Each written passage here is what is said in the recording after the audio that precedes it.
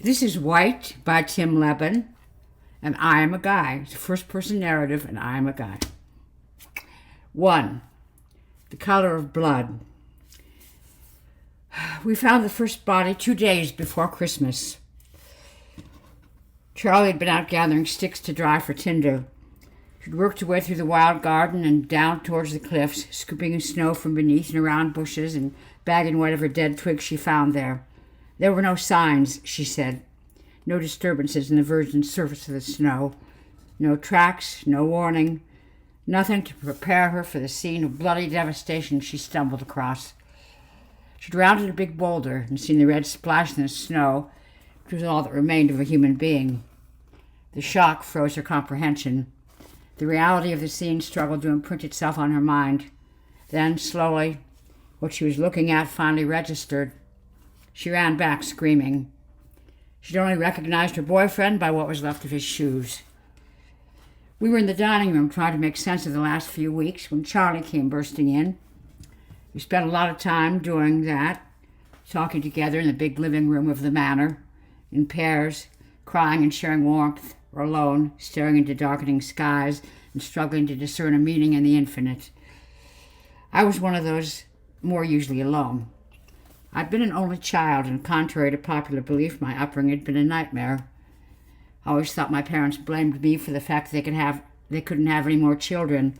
Instead of enjoying and reveling in my own childhood, I spent those years watching my mother and father mourn in the ghosts of unborn offspring, watching my mother and father. It would have been funny if it weren't so sad. Charlie opened the door by falling into it. She slumped to the floor, hair plastered across her forehead, her eyes two bright sparks peeping between the knotted strands. Caked snow fell from her boots and speckled the timber floor, dirtying into slush. The first thing I noticed was its pinkish tinge. The second thing I saw was the blood covering Charlie's hands. "Charlie!" Hayden jumped to his feet and almost caught the frantic woman before she hit the deck. He went down with her, sprawling in a sudden puddle of dirt and tears. He saw the blood then and backed away automatically. "Charlie?" "Get some towels," Ellie said, always the pragmatist, "and a fucking gun." I'd seen people screaming. All my life I'd never forgotten Jane's final hours, but I'd never seen someone actually beyond the point of screaming. Charlie gasped and clawed at her throat, trying to open it up and let out the pain and shock trapped within. It was not exertion that had stolen her breath. It was whatever she had seen. She told us what that was. I went with Ellie and Brand. Ellie had a shotgun cradled in the crook of her arm, a bobble hat hiding her severely short hair, her face all hard. There was no room in her life for compliments. Right now she was the one person in the manor I'd choose to be with. She'd been all for trying to make it out alone on foot. I was so glad that she continued that she eventually decided to stay. Brand muttered all the way. "Oh, fuck. Oh, shit. What are we doing coming out here? Like those crazy girls in slasher movies, you know? Asking to get their throats cut. Oh, man." In many ways, I agreed with him. According to Charlie, there was little left of Boris to recover, but she could have been wrong. We owed it to him to find out. However harsh the conditions, whatever the likelihood of his murderer, animal or human, still being out here, we could not leave Boris lying dead in the snow. Apply whatever level of civilization, foolish custom, or superiority complex you like, it just wasn't done. Ellie led the way across the manor's front garden and out onto the coastal road. The whole landscape was hidden beneath snow, like the sheet-covered furniture awaiting the homecoming of long-gone owners. I wondered who would ever make use of this land again, who would be left to bother when the snow did finally melt. But that train of thought led only to depression. We crossed the flat area of the road, following Charlie's earlier footprints in the deep snow, even and distinct on the way out, chaotic on the return journey, as if she had something following her. She had.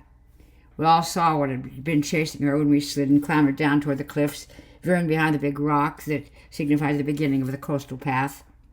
The sight of Boris opened up and spread across the snow had pursued her all the way, was probably still snapping at her heels now. The smell of his inside slowly cooling under an indifferent sky. The sound of his frozen blood crackling underfoot. Ellie hefted the gun, holding it waist-high, ready to fire in an instant. Her breath condensed in the air before her, coming slightly faster than moments before.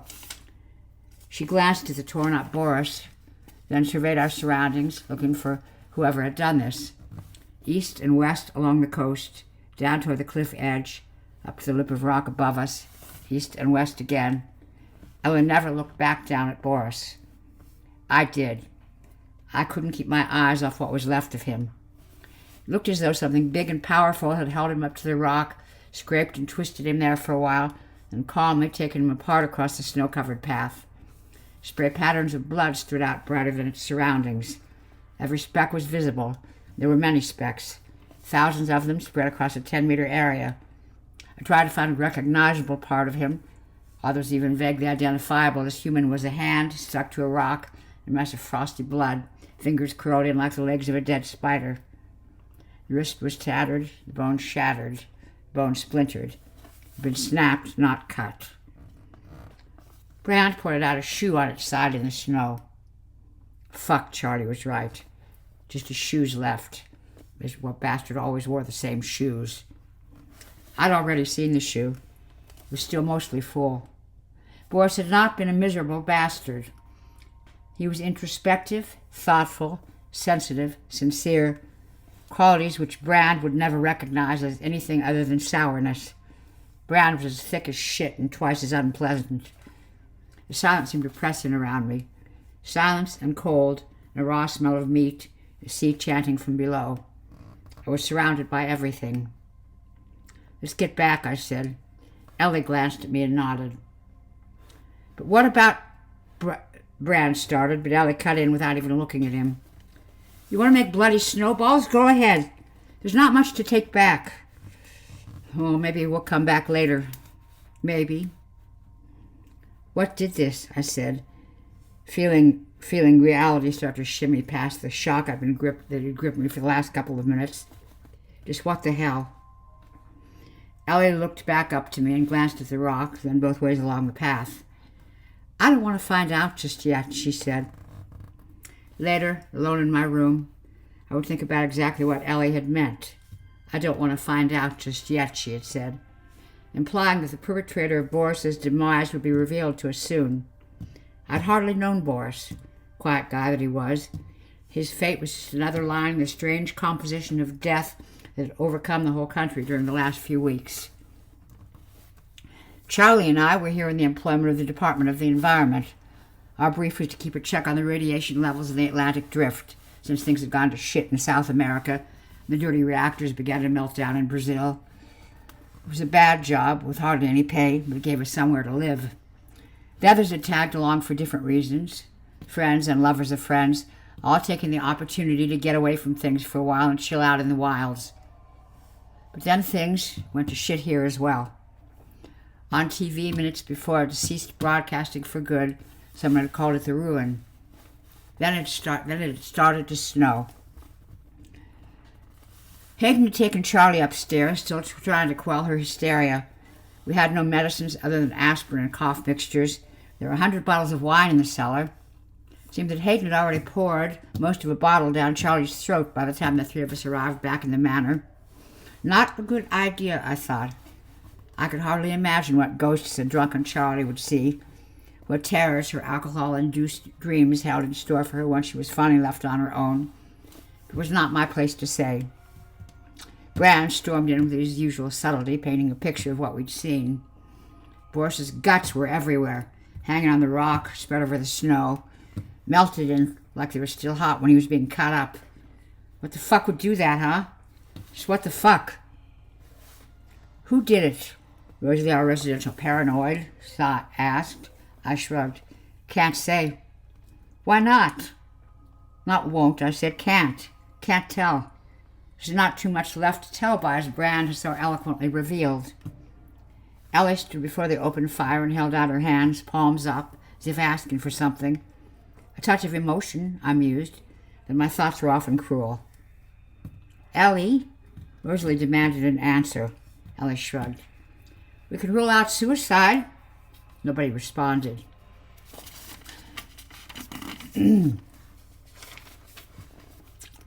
I'd seen a dead man 5 minutes ago. A man I'd been talking to the previous evening, drinking with, chatting with about what the hell had happened in the world, making inebriated plans of escape, knowing all the time that the snow had us trapped here like chickens surrounded by a fiery moat.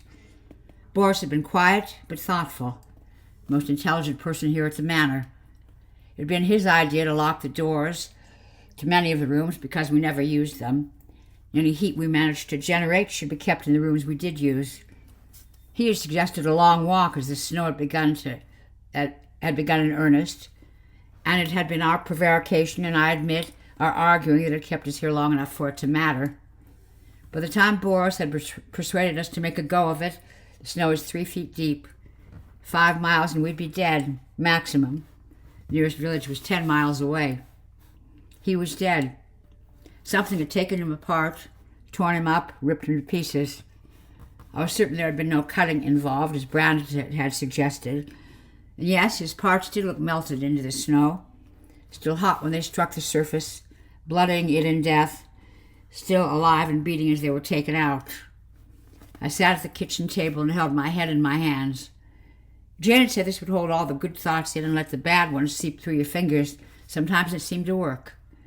Now it was just a comfort, like the hands of a lover kneading hope into flaccid muscles, or fear from tense ones. It could not work this time. I'd seen a dead man, and there was nothing we could do about it. We should be telling someone, but over the past few months, any sense of relevant authorities, the fast faded away, just as Jane had 2 years before faded away to agony, then confusion, and then to nothing.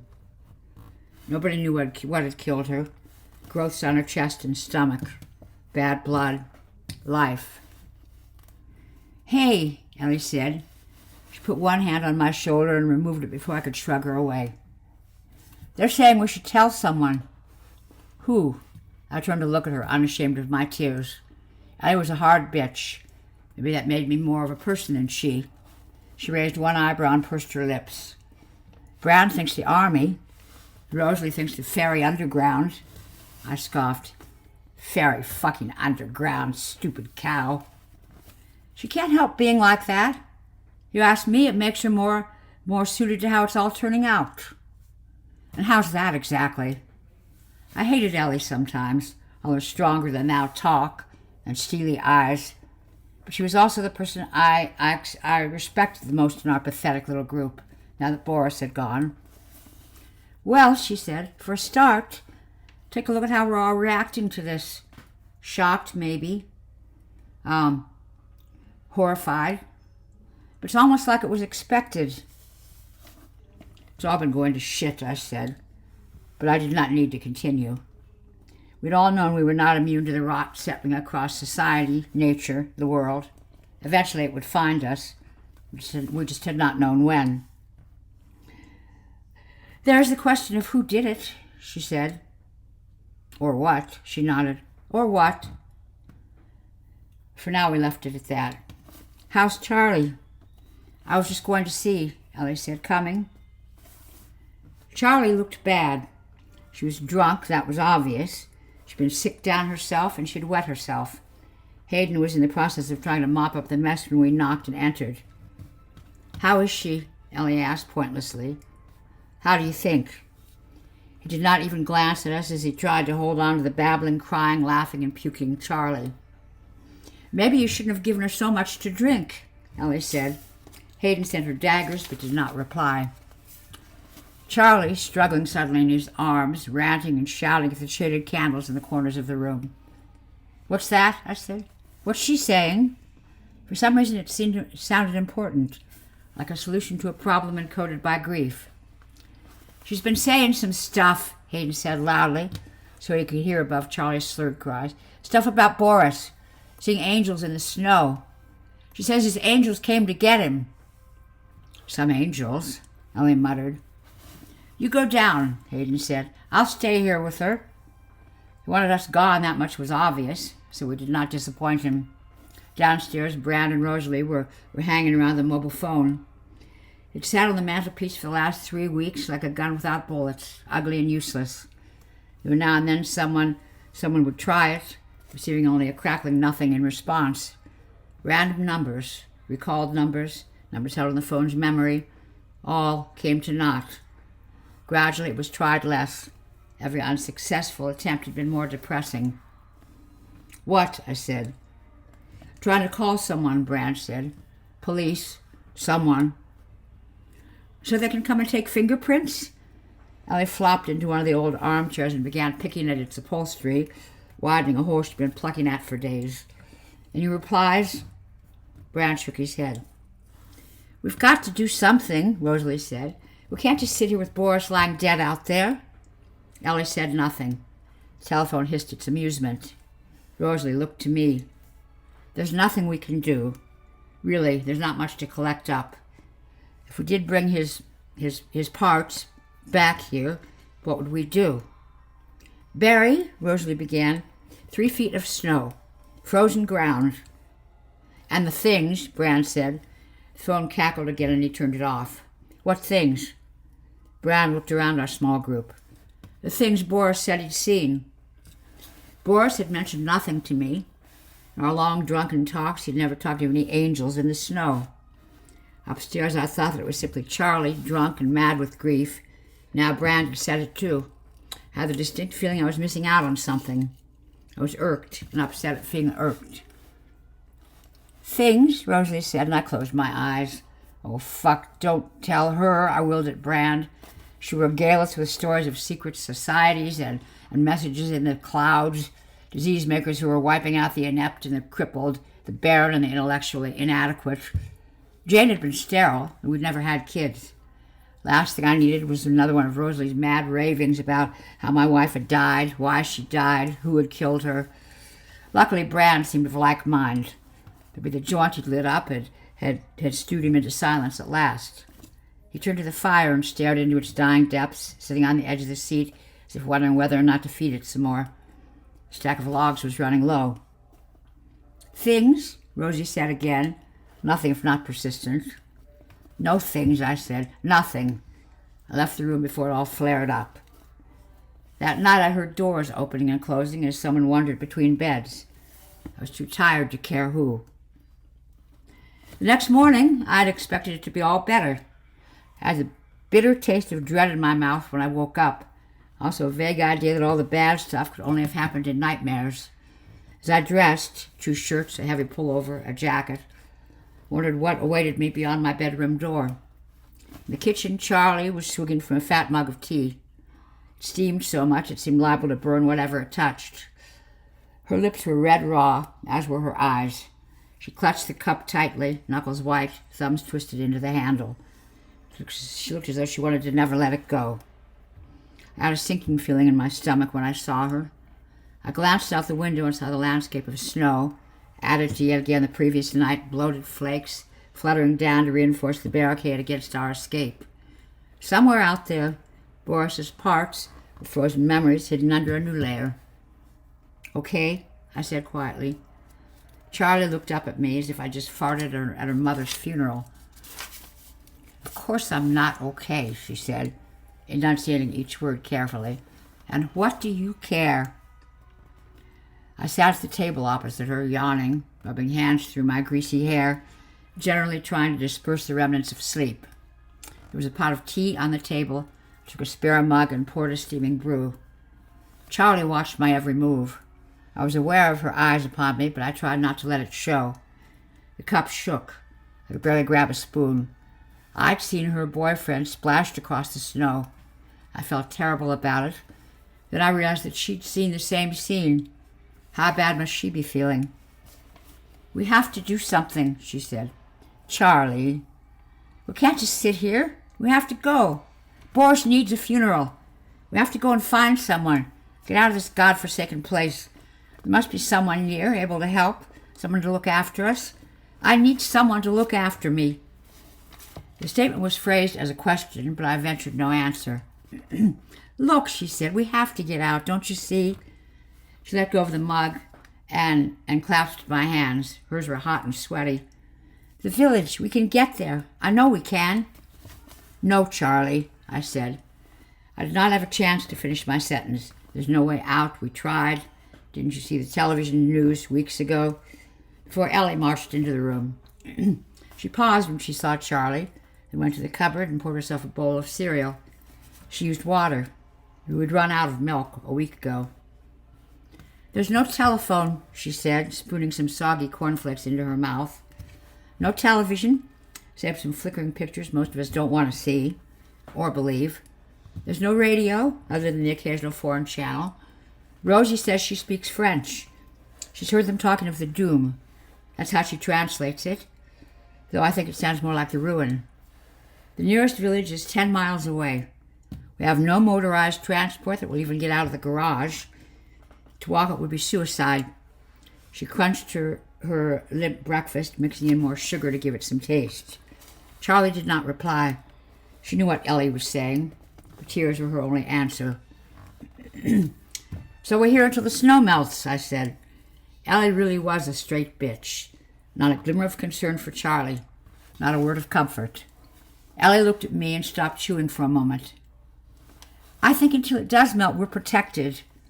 She had a way of coming out with ideas that enraged me, scared the living shit out of me at the same time. Charlie could only cry. Later, 3 of us decided to try to get out. Moments of stress, panic, and mourning, logic holds no sway. I said I'd go with Brand and Charlie. It's one of the most foolish decisions I've ever made. But seeing Charlie's eyes as she sat in the kitchen on her own, thinking about her slaughtered boyfriend, listening to Ellie go on about how hopeless it all was, I could not say no. In truth, I was as desperate to leave as anyone. It was almost 10 in the morning when we set out. Ellie was right. I knew that even then.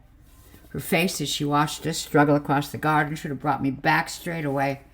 She thought I was a fool. She was the last person in the world I wanted to appear foolish in front of. Still, there was that nagging feeling in my heart that pushed me on. A mixture of desire to help Charlie and a hopeless feeling that by staying here, we're simply waiting for death to catch us up. It seemed to have laid its shroud over the rest of the world already. Weeks ago, the television had shown some dreadful sights. People falling ill and dying in the thousands. Food riots in London. A nuclear exchange between Greece and Turkey. More, lots more, all of it bad. We'd known something was coming. Things had been falling apart for years. Once it began, it was a cumulative effect. Speeding from a steady trickle toward decline to a raging torrent. "We're better off where we are," Boris had said to me. It was ironic that because of him, we were leaving. I carried the shotgun. Brand had an air pistol, though I barely trust him with a sharpened stick. As well as being loud and brash, he spent most of his time doped to the eyeballs. If there was any trouble, I'd be watching out for him as much as anything else. Something had killed Boris, and whatever it was, animal or human, was still out there in the snow. Moved on, hopefully, now it had fed. Then again, perhaps not. It did not dissuade us from trying. The snow in the manor garden was almost a meter deep. The 3 of us had botched together snowshoes of various effectiveness. Brand wore 2 snapped-off links of picture frames on each foot, which seemed to act more as knives to slide down through the snow than anything else. He was tenaciously pompous. He struggled with his mistake rather than admitting it. Charlie had used 2 frying pans with their handles snapped off. She seemed to be making good headway. My own creation consisted of circles of mounted canvas cut from redundant artwork in the manor. Old owners of the estate stared up at me through snow as I repeatedly stepped on their faces. By the time we reached the end of the driveway and turned to see Ellen and Hayden watching us, I was sweating and exhausted. We traveled about 50 meters. Across the road, the cliff path leading to Boris's dismembered corpse lay. Charlie glanced that way, perhaps wishing to look down upon her boyfriend one more time. "Come on," I said, clapping her elbow and heading away. She offered no resistance.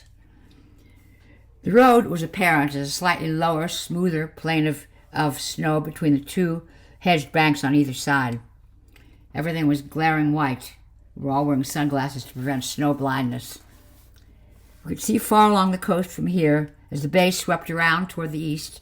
The craggy cliffs spotted white where snow had drifted onto ledges.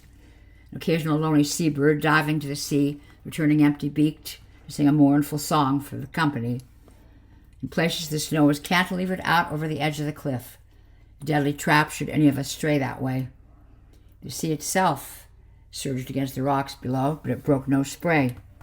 The usual roar of the waters crashing into the earth, slowly eroding it away and reclaiming it, had changed. It's now more of a grind as tons of slushy ice replaced the usual white horses, not yet forming a solid barrier over the water, but still thick enough to temper the waves. In a way, it was sad. A huge beast winding down in old age. I watched as a cormorant plunged down through the chunky ice and failed to break surface again. It was as if it were committing suicide. Who was I to say it was not? How far? Brad asked yet again. 10 miles, I said. I'm tired. It already lit up a joint and took long, hard pulls on it. I could hear its tip sizzling in the crisp morning air. We've come about 300 meters, I said, and Brad shut up. It was difficult to talk. We needed all our breath for the effort of walking. Sometimes the snowshoes worked, especially where the surface of the snow had frozen the previous night. Other times we plunged straight up to our thighs and we had to hold our arms out for balance as we hauled our leg out, just to let it sink in again a step along. The rucksacks did not help. We each carried food, water, and dry clothing. Brand especially seemed to be having trouble with his. The sky was a clear blue. The sun rose ahead of us as if mocking the frozen landscape. Some days it started like this. The snow never seemed to melt. I'd almost forgotten what the ground below it looked like. It seemed that the snow had been here forever. When it began, our spirits had soared, like a bunch of school kids waking to find the landscape had changed overnight. Charlie and I had still gone down to the sea to take our readings. When we returned, there was a snowman in the garden wearing one of her bras and a pair of my briefs. A snowball fight had ensued, during which Brand became a little too aggressive for his own good. We ganged up on him and pelted him with snow compacted to ice till he shouted and yelped. We were cold and wet and bruised. We did not stop laughing for hours. We'd all dried out in front of the open fire in the huge living room. Rosalie had stripped to her knickers and danced to music on the radio. She was a bit of a 60s throwback, Rosalie. She didn't seem to realize what her little display did to cosseted people like me. I watched happily enough. Later we sat around the fire and told ghost stories. Boris was still with us then, of course, and he came up with the best one, which had us all cowering before casual expressions. He told us of a man who could not see, hear, or speak, but who knew of the ghosts around him. His life was silent and senseless, save for the day his mother died. Then he cried and shouted and raged at the darkness before curling up and dying himself. His world opened up then. He no longer felt alone. Whoever he tried to speak to could only fear and loathe him. The living could never make friends with the dead, and death had made him more silent than ever. None of us would admit it. We were all scared shitless as we went to bed that night. As usual, doors opened and footsteps padded along corridors, and as usual, my door remained shut and I slept alone. Days later, the snow was too thick to be enjoyable. It became risky to go outside. As the woodpile started to dwindle and the radio and television broadcast turned more grim, we realized we were becoming trapped. A few of us had tried to get to the village. It was a half-hearted attempt, and we returned once we were tired. We figured we'd traveled about 2 miles along the coast. We'd seen no one. As the days passed and the snow thickened, the atmosphere did likewise, in a palpable sense of panic. A week ago, Boris had pointed out that there were no plane trails anymore. This, our second attempt to reach the village, felt more like life and death. Before Boris had been killed, we'd felt confined, but it also gave a sense of protection from the things going on in the world. Now there was a feeling that if we could not get out, worse things would happen to us where we were. I remembered Jane as she lay dying from an unknown disease. I had been useless, helpless, hopeless, praying to a God I had long ignored to grant us a kind fate. I refused to sit back and go the same way. I would not go gentle. Fuck fate. What was that? Brand stopped and nudged the little pistol from the belt. It was stark black against the pure white snow. What? He nodded. Over there. I followed his gaze and looked up the sloping hillside. To our right, the sea sighed against the base of the cliff. To our left, the direction Brand was now facing, snowfields. Snowfields led up to a gentle slope towards the moors several miles inland. It was a rocky, craggy landscape, and some rocks had managed to hold off the drifts. They peered out darkly here and there, like the faces of drowning men going under for the final time. "What?" I said again, exasperated. I slipped the shotgun off my shoulder and held it waist high. My finger twitched on the trigger guard. Images of Boris's remains sharpened my senses. I did not want to end up like that. I saw something moving. Something white. "Some snow, perhaps?" Charlie said bitterly.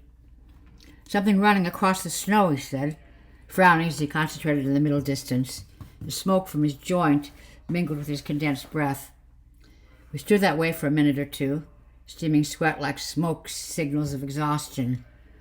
I tried taking off my glasses to look, but the glare was too much. I glanced sideways at Charlie. She pulled a big old revolver from her rucksack and held it with both hands.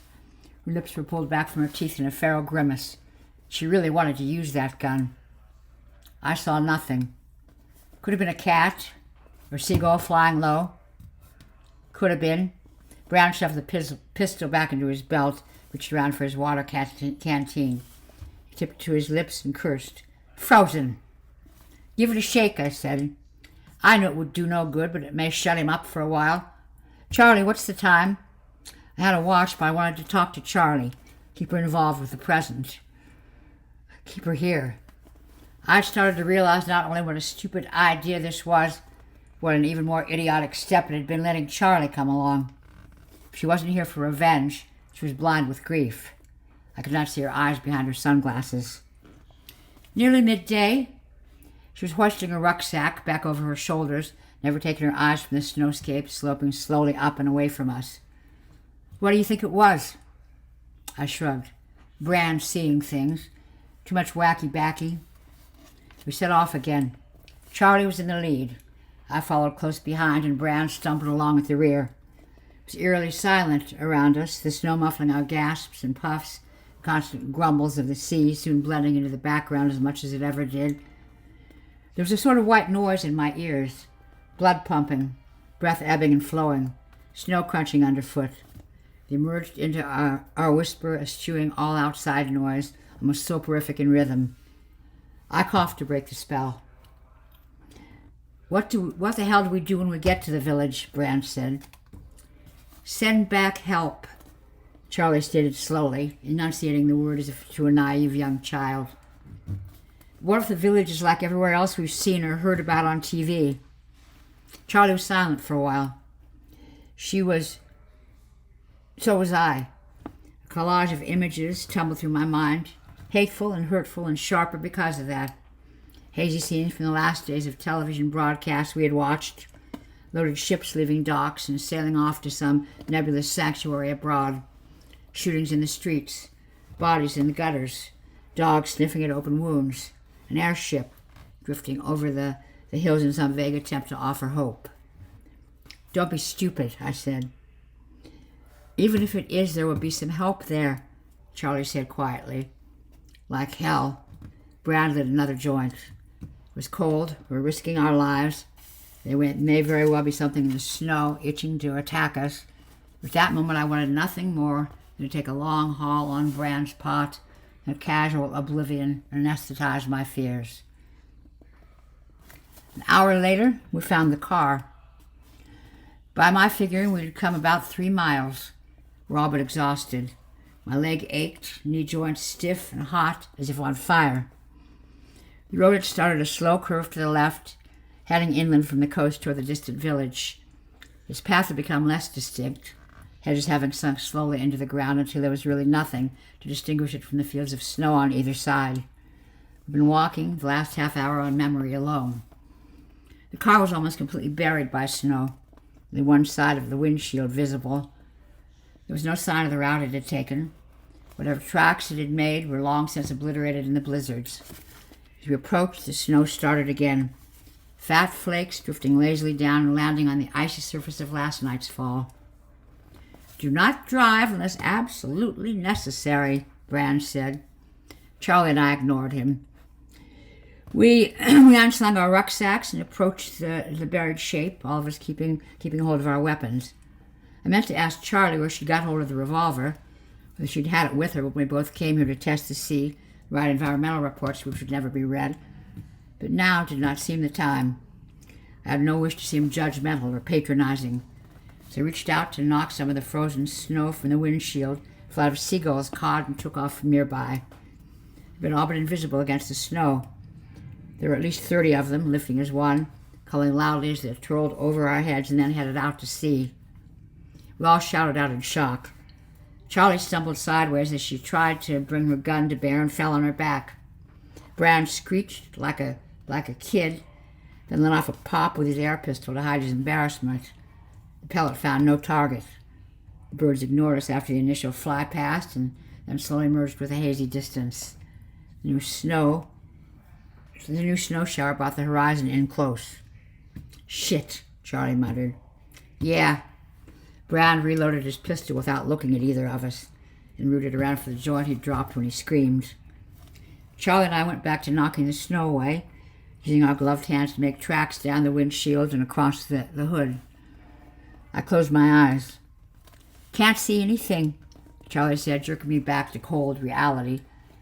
"Windshield's frozen up on the inside. Takes us ages to clear the doors." "What do you want to do that for?" Brand said. "Dead car, probably full of dead people." "Dead people may have guns and food and fuel. Going to give us a hand?" Brand glanced at the dark windshield, the contents of the car, hidden by ice and shadowed by the weight of snow surrounding it. He sat gently on his rucksack. When he saw it would take his weight without sinking in the snow, he relit his joint and stared out to sea. I wondered whether he'd even notice if we left him there. "We could uncover the passenger door," Charlie said. "Driver's side stuck fast in the drift. Take us hours." We both set about trying to shift snow away from the car. "Keep your eyes open," I said to Brand. He just nodded and watched the sea lift and drop its thickening ice floes. I used the shotgun as a crutch to lift myself onto the hood, from there to the covered roof. "What?" Charlie said. I ignored her, turning a slow circle, trying to pick out any movement against the field of white. To the west lay the manor, a couple of miles away, long since hidden by creases in the landscape. To the north, the ground still rose steadily away from the sea, rocks protruding here and there, along with an occasional clump of trees, hardly enough to survive Atlantic storms. Nothing moved. The shower was turning quickly into a storm. I felt suddenly afraid. The manor was at least 3 miles behind us, the village 7 miles ahead. We were in the middle, 3 weak humans slowly freezing as nature freaked out and threw weeks of snow and ice at us. And here we were, convinced we could defeat it, certain in our puny minds that we were the rulers here. We called the shots. However much we polluted and contaminated, I knew we would never call the shots. Nature may let us live within it, but in the end it would purge and clean itself. Whether there would be room for us in the new world? Perhaps this was the first stage of that cleansing. While civilization slaughtered itself, disease and extremes of weather took advantage of our distraction to pick off the weak. "We should get back," I said. "But the village..." "Charlie, it's almost 2. It'll start getting dark in 2 hours maximum. We can't travel in the dark. Might walk right by the village, or stumble out on one of those ice overhangs at the cliff edge. Brand here may get so doped up he thinks we're ghosts and shoot us with his pop gun." "Hey!" "But Boris," Charlie said, we need help. To bury him. We need to tell someone." I climbed carefully down from the car roof, landed in the snow beside her. "We'll take a look in the car. Then we should get back. It'll help no one if we freeze to death out here." "I'm not cold," she said defiantly. "That's because you're moving. You're working. When you walk, you sweat and you stay warm. When you have to stop, and eventually we will, you'll stop moving. Your sweat will freeze, and so will you. We'll all freeze. You'll find us in the thaw, you and me huddled up for warmth, Brad with a frozen reefer still in his gob." Charlie smiled. Brad scowled. Both expressions pleased me. "The door's frozen shut," she said. "I used my key. I punched at the glass with the butt of the shotgun. After 3 attempts, the glass shattered, and I used my gloved hand to clear it all away. I caught a whiff of something foul and stale. Charlie stepped back with a slight groan. Brand was oblivious. We peered inside the car, leaning forward so that the weak light could filter in around us. There was a dead man in the driver's seat. He was frozen solid, bundled up under several blankets, only his eyes and nose visible. Icicles hung from both. His eyelids were still open. The dashboard, a candle had burned down to nothing more than a puddle of wax, imitating the ice as it dripped forever toward the floor. The scene was so still it was eerie, like a painting so lifelike the textures and shapes could be felt. I noticed the driver's door handle was jammed open, though the door had not budged against the snow drift bearing the side of the car. At the end, he had obviously attempted to get out. I shuddered as I tried to imagine this man's lonely death. It was the second body I'd seen in 2 days. "Well?" Brand called from behind us. "Your drug supplier," Charlie said. "Car's full of snow." I snorted, pleased to hear the humor. When I looked at her, she seemed as sad and forlorn as ever. "Maybe we should see if he brought anything useful," she said, and I nodded. Charlie was smaller than me, so she said she'd go. I went to protest, but she was already wriggling through the shattered window. A minute later, she'd thrown out everything loose she could find. She came back without looking at me. There was a rucksack full of canned food, a petrol can with a swill of fuel in the bottom, a novel frozen at page 90, some plastic bottles filled with piss and split by the ice, rifle but no ammunition, smaller rucksack with wallets and papers, electronic credit card, photo wallet frozen shut, plastic bag full of shit, screwed up newspaper as hard as wood. Everything was frozen. "Let's go," I said. Brand and Charlie took a couple of items each and shouldered their rucksacks. I picked up the rifle. We took everything except the shit and piss. It took us 4 hours to get back to the manor. 3 times on the way, Brand said he'd seen something bounding through the snow. A stag, he said, big and white with sparkling antlers. We dropped everything and went into a defensive huddle. But nothing ever materialized from the worsening storm, even though our imaginations painted all sorts of horrors behind and beyond the snowflakes. If there was anything out there, it kept itself well hidden. The light was fading fast as we arrived back. Our tracks had been all but covered. It was only later that I realized how staggeringly lucky we'd been to even find our way home. Perhaps something was on our side, guiding us, steering us back to the manor. Perhaps it was the change in nature taking us home, preparing us for what was to come next. It was the last favor we were granted. Hayden cooked up some soup as the others huddled around the fire listening to our story, trying so hard not to show their hopelessness and disappointment. Brand kept chiming in about the things he'd seen in the snow. Even Ellie's face held the taint of fading hope.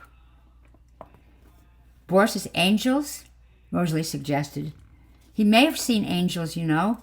They're not averse to steering things their way when it suits them." Nobody answered. Charlie was crying again, shivering by the fire. Rosalie had wrapped her in blankets and now hugged her close. "The gun looks okay," Ellie said. She'd sat on the table and stripped and oiled the rifle, listening to us all as we talked. She illustrated the fact by pointing it at the wall and squeezing the trigger a few times. Click, click, click. There was no ammunition for it. "What about the body?" Rosalie asked. "Did you see who it was?" I frowned. "What do you mean?" "Well, if it was someone coming along the road toward the manor, maybe one of us knew him." We're all motionless, save for Ellie, who was still rooting through the contents of the car. She'd already put the newspaper on the floor so it could dry out, in hope of being able to read at least some of it. We made out the date, 1 week ago. The television had stopped showing pictures 2 weeks ago. There's a week of history in there, if we could only save it. "He was frozen stiff," I said. "We didn't get a good look. Anyway, who'd be coming here? And why?" "Maybe it was a good job." Ella gasped. It's a tearing sound as she pecked apart more pages of the photo wallet and gasped again, this time struggling to draw in a breath afterward. "Ellie?" She did not answer. The others had turned to her, but she seemed not to notice. She saw nothing other than the photographs in her hand.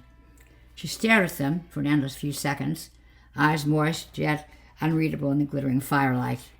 And she scraped the chair back against the polished floor, crumpled the photos in her back pocket, walked quickly from the room. I followed, glancing at the others to indicate they should stay where they were. None of them argued. I was already halfway up the long staircase by the time I entered the hallway. It was not until the final stair that she stopped, turned, and answered my soft calling. "My husband," she said. "Jack." I hadn't seen him for 2 years. A tear ran icily down her cheek. "We never really made it, you know." She looked at the wall beside her as though she could stare straight through and discern logic and truth in the blanked-out landscape beyond. "He was coming here. For me. To find me." There was nothing I could say. Ellie seemed to forget I was there, and she mumbled the next few words to herself. And she turned and disappeared from view along the upstairs corridor, shaken, dancing in the light of disturbed candles. Back in the living room, I told the others that Ellie was all right. She'd gone to bed. She was tired and cold and as human as the rest of us. I did not let on about her dead husband. I figured it was really none of their business. Charlie glared at me with bloodshot eyes. I was sure she'd figured it out. Bran flicked bits of carrot from his soup into the fire and watched them sizzle to nothing. We went to bed soon after. Alone in my room, I sat at the window for a long time, huddled in clothes and blankets, staring out at the moonlit brightness of the snowdrifts, the fat flakes still falling. I tried to imagine Ellie's estranged husband struggling to steer the car through deepening snow, the radiator clogging in the drift it had buried its nose in, splitting, gushing, boiling water, steaming instantly into an ice trap, sitting there, perhaps not knowing just how near he was, thinking of his wife and how much he needed to see her. I tried to imagine what desperate events must have driven him to do such a thing, though I did not think too hard. A door opened and closed quietly. Footsteps. Another door slipped open to allow guest entry. I wondered who was sharing a bed tonight. I saw Jane, naked and beautiful in the snow, bearing no sign of the illness that had killed her. She beckoned me, drawing me nearer. Last, the door was opening for me as well. A shape coming into the room, wet material floating around its hips. Perhaps there were limbs membranous and thin. My eyes snapped open as I sat up in the bed. I was still dressed from the night before. Dawn streamed in the window, and my candle had burnt down to nothing. Ellie sat next to the bed. Her eyes were red-rimmed and swollen. I tried to pretend I had not noticed. "Merry Christmas," she said. "Come on. Bran's dead." Bran was lying just beyond the smashed conservatory doors behind the kitchen. There's a small courtyard area here, protected somewhat by an overhanging roof so that the snow was only about knee-deep. Most of it was red. A drift had already edged its way into the conservatory, and the beer cans on the shelf were frozen and split. No more beer. He had been punctured by countless holes, each the width of a thumb, all of them clogged with hardened blood. One eye stared hopefully out to the hidden horizon. The other was absent. His hair was also missing. Looked like he'd been scalped. There were bits of him all around. A finger here, a splash of brain there. But he was less mutilated than Boris had been. At least we could see that this smudge in the snow had once been Bran. Hayden was standing next to him, posing daintily in an effort to avoid stepping in the blood. It was a lost cause. "What the hell was he doing out here?" he asked in disgust. "I heard doors opening last night," I said. "Maybe he came for a walk or smoke." "The door was mine," Rosalie said softly. She'd appeared behind us and nudged in between Ellie and me. She wore a long creased shirt, Bran's shirt, I noticed. "Bran was with me until 3 o'clock this morning. Then he left to go back to his own room. Said he was feeling ill. We thought perhaps you shouldn't know about us." Her eyes were wide in an effort not to cry. "We thought everyone would laugh." Nobody answered. Nobody laughed. Rosalie looked at Bran with more shock than sadness, and I wondered just how often he'd opened her door in the night. The insane, unfair notion that she may even be relieved flashed across my mind. One of those awful thoughts you try to expunge, which hangs around like a guilty secret. "Maybe we should go inside," I said to Rosalie. But she gave me such an icy glare that I turned away, looking at Bran's shattered body rather than her piercing eyes. "I'm a big girl now," she said. I could hear her rapid breathing as she tried to contain the disgust and shock at what she saw. I wondered if she'd ever seen a dead body. Most people had nowadays. Charlie was nowhere to be seen. "I didn't wake her," Ellie said when I queried. "She had enough to handle yesterday. I thought she shouldn't really see this. No need." "And you," I thought, noticing Ellie's puffy eyes, the gauntness of her face, her hand fisting open and closed at her sides. "Are you all right? Did you have enough to handle yesterday?" "What the hell do we do with him?" Hayden asked. He was still standing closer to Bran than the rest of us, hugging himself to try to preserve some of the warmth from sleep. "I mean, Boris was all over the place, from what I hear. But Bran, we have to do something. Bury him or something. It's Christmas, for God's sake." "The ground's like iron," I protested. "So we take turns in digging," Rosie said quietly. "It'll take us, then I'll do it myself." She walked out into the blooded snow and shattered glass in bare feet, bent over Bran's body and grabbed under each armpit as if to lift him. She was naked beneath his shirt. Hayden stared in frank fascination. I turned away, embarrassed for myself more than for Rosalie.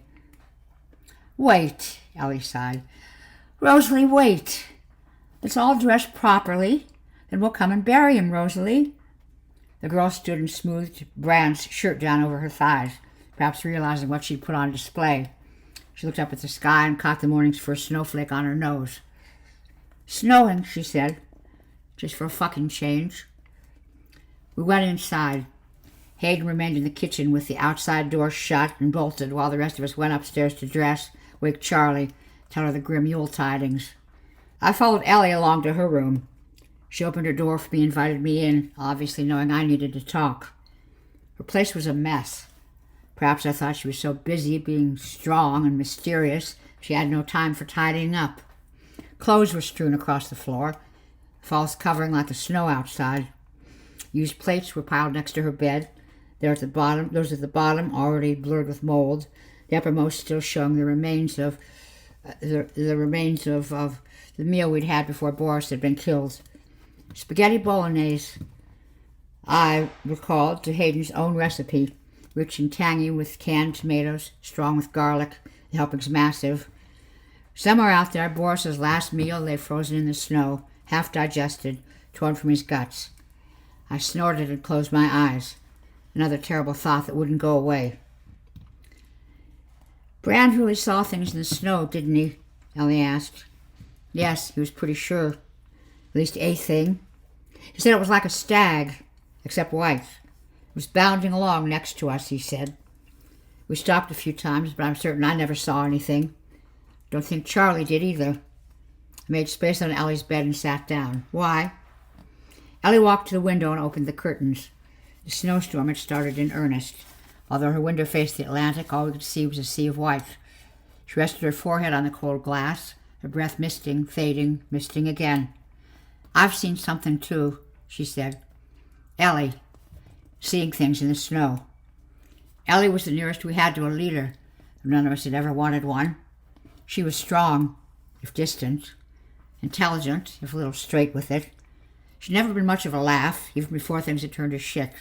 Their dogged conservatism in someone so young annoyed me no end. Ellie, seeing things in the snow. I could not bring myself to believe it. I did not want to. If I did accept it, then there really were things out there, because Ellie did not lie. She was not prone to fanciful journeys of the imagination. "What's something?" I asked at last, fearing it a question I would never wish to be answered. I could not simply ignore it. I could not sit here, listen to Ellie opening up, then stand and walk away. Not with Boris frozen out there, not with Bran still cooling in the landscape. She rocked her head against the glass. "Don't know. Something white. So how did I see it?" She turned from the window, stared at me, crossed her arms. "From this window," she said. 2 days ago, just before Charlie found Boris. Something flitting across the snow like a bird, except it left faint tracks. As big as a fox, perhaps, but had more legs. Certainly not a deer, or one of Boris's angels. She shook her head and smiled, but there was no humor there. There really was. "Don't tell anyone," she said. "I don't want anyone to know. But we will have to be careful. Take the guns when we try to bury Brand. A couple of us keep a lookout while the others dig. I doubt we'll even get through the snow." "You and guns," I said, perplexed. I didn't know how to word what I was trying to ask. Ellie smiled wryly. "Me and guns. I hate guns." I stared at her, saying nothing, using silence to pose the next question. "I have a history," she said, and that was all. Later, downstairs in the kitchen, Charlie told us what she'd managed to read in the paper from the frozen car. In the week since we picked up the last TV signal and the paper was printed, things had gone from bad to worse. The illness that had killed my Jane was claiming millions across the globe. The USA blamed Iraq. Russia blamed China. Blame continued to waste lives. There was civil unrest and shooting in the streets, mass burials at sea, martial law, airstrikes, food shortages. The words melded into one another as Rosalie recited the reports. Hayden was trying to cook mince pies without the mince. He was using stewed apples instead. The kitchen stank sickeningly sweet. None of us felt particularly festive. Outside in the heavy snow that even now was attempting to drift in and cover Brand, we were all twitchy. Whoever, or now more likely, whatever had done this could still be around. Guns were held at the ready. We wrapped him in an old sheet and enclosed this in torn black plastic bags until there was no white or red showing. Ellie and I dragged him around the corner of the house to where there were some old flower beds. We started to dig where we remembered them to be. When we got through the snow, the ground was too hard.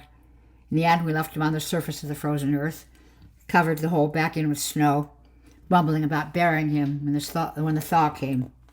The whole process had an unsettling sense of permanence, as if the snow would never melt.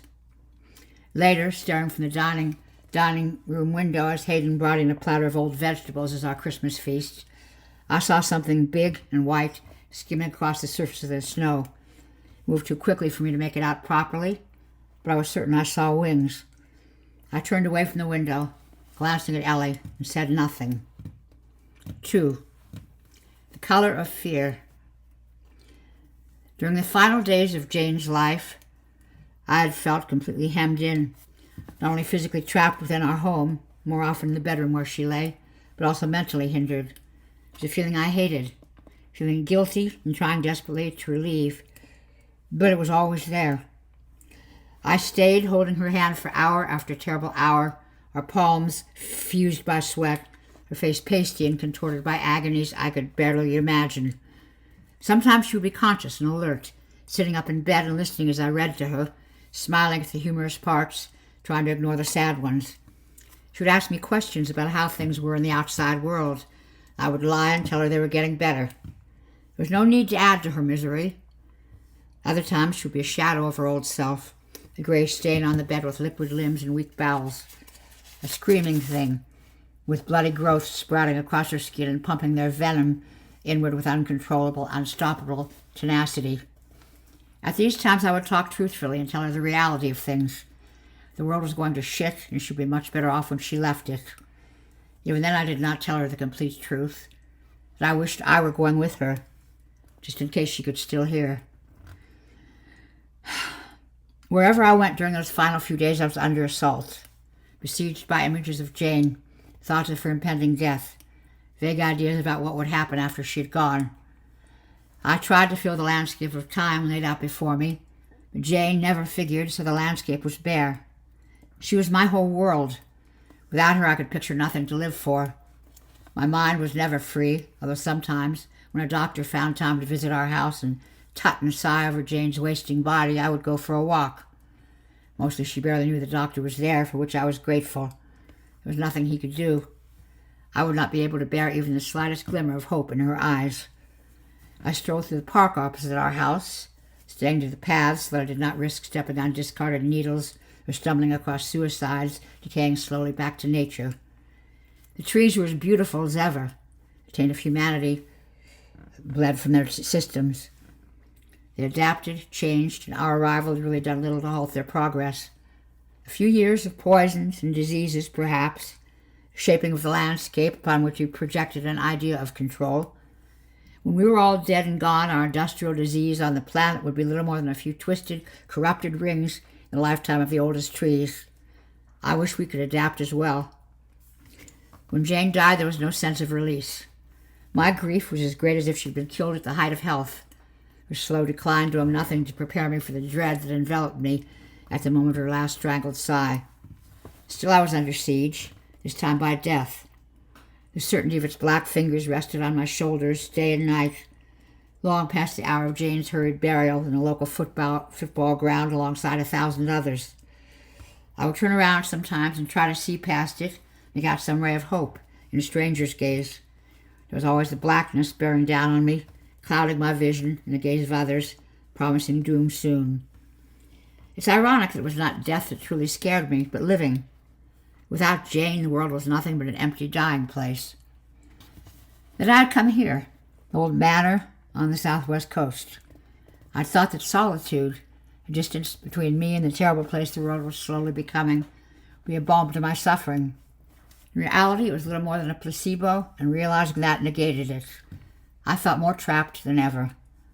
The morning after Brand's death and botched burial, I sat at my bedroom window and watched nature laying siege.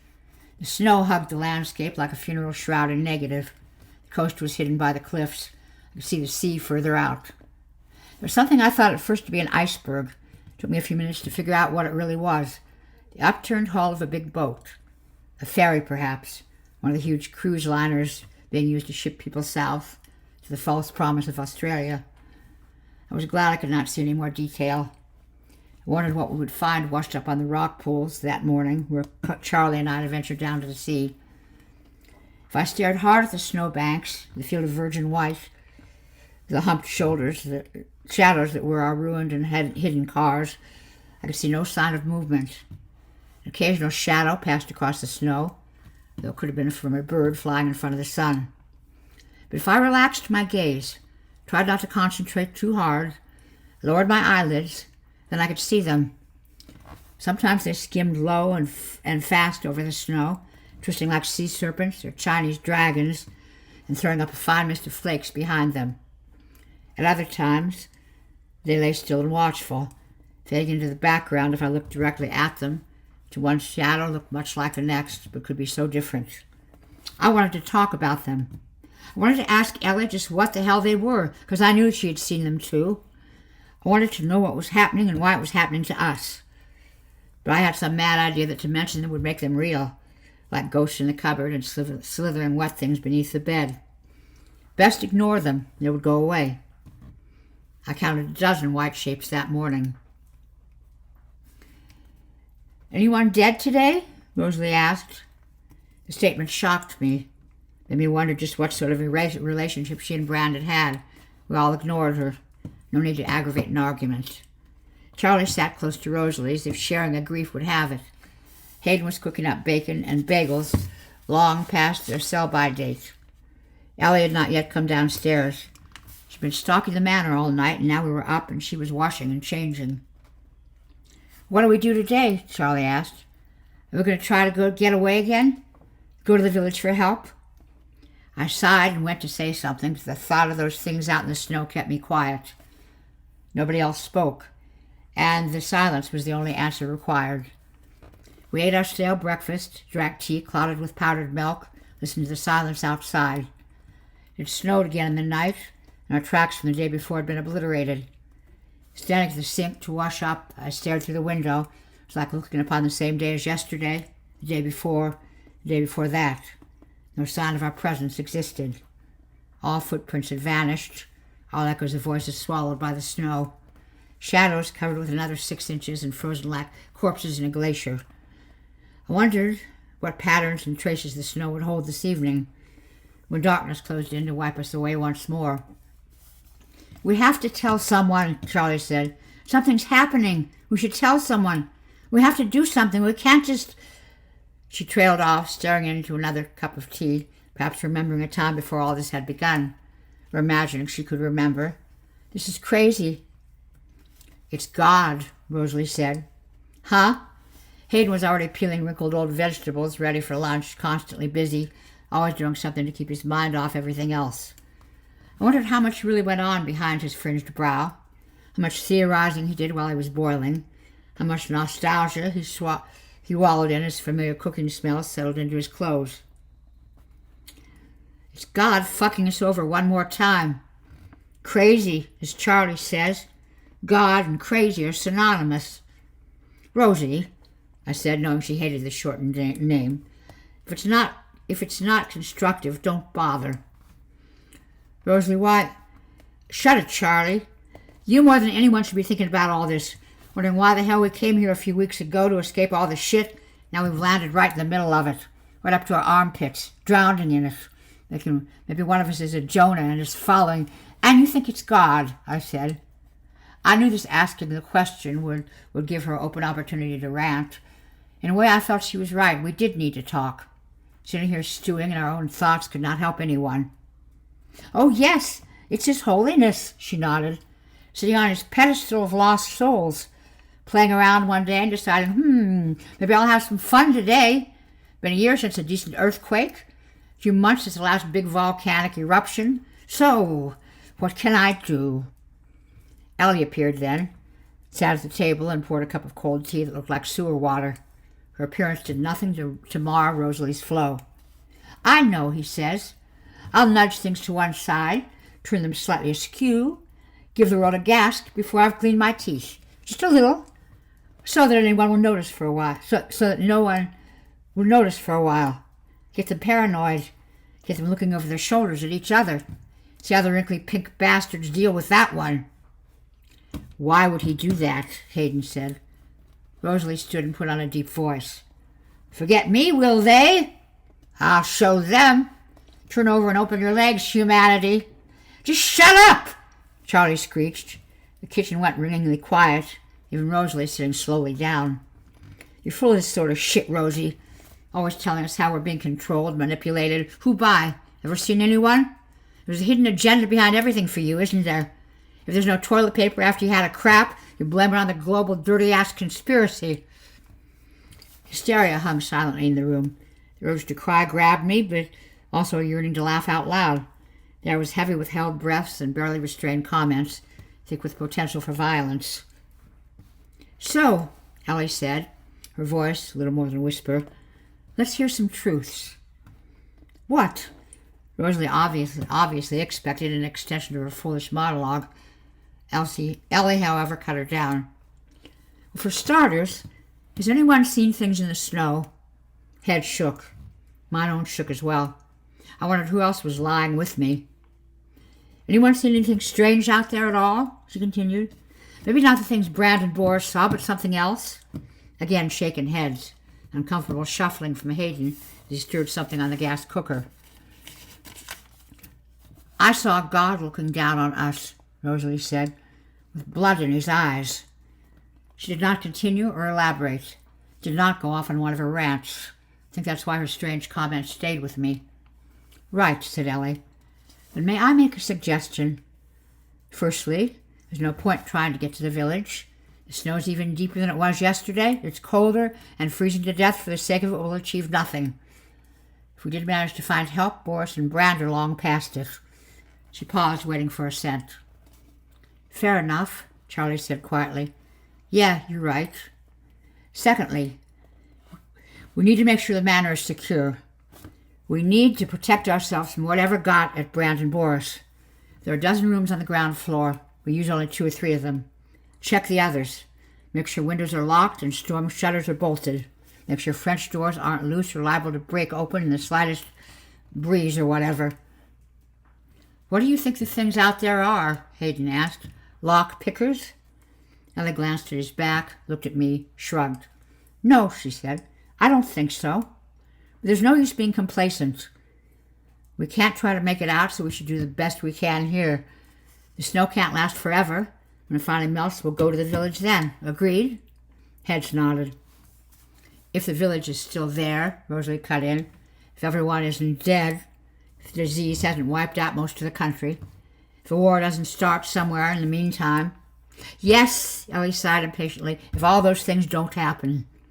She nodded at me. We'll do the 2 rooms at the back.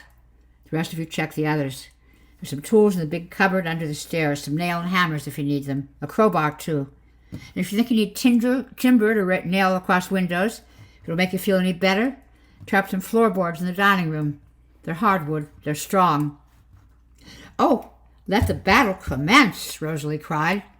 She stood quickly, her chair falling on its back, and stalked from the room with a swish of her long skirts. Charlie followed. Ellie and I went to the rear of the manor. The first of the large rooms, the snow had drifted up against the windows to cut out any view or light from outside. For an instant, it seemed as if nothing existed beyond the glass. I wondered if that was the case. Then why were we trying to protect ourselves against nothing? What do you think is out there? I asked. Have you seen anything? I paused. There was something. Nothing I could easily identify or put a name to. What I had seen had been way beyond my ken. White shadows, apparent against whiteness. No, I said, nothing. Ellie turned from the window and looked at me in the half-light, and it was obvious she knew I was lying. Well, if you do see something, don't tell. Why? Boris and Brand told, she said. She did not say any more. They'd seen angels and stags in the snow, and they talked about it, and now they were dead. She pushed at one of the window frames. Although the damp timber fragmented at her touch, the snow drift behind it was as effective as a vault door. We moved to the next window. The room was noisy with unspoken thoughts. It was only a matter of time before they made themselves heard. You think someone in here has something to do with Brand and Boris, I said. Ellie sat one of the wide window sills and sighed deeply. She ran a hand through her spiky hair and rubbed at her neck. I wondered whether she'd had any sleep at all last night. I wondered whose door had been opening and closing. The prickle of jealousy was crazy under the circumstances. I realized all of a sudden how much Ellie reminded me of Jane, and I swayed under the sudden barrage of memory. Who? She said. Rosie? Hayden? Don't be soft. But you do, don't you? I said again. She nodded, then shook her head, shrugged. Hell, I don't fucking know. I'm not Sherlock Holmes. It's just strange that Brand and Boris... She trailed off, avoiding my eyes. I have seen something out there, I said to break the awkward silence. Something in the snow. Can't say what. Shadows. Fleeting glimpses. Like everything I see is from the corner of my eye.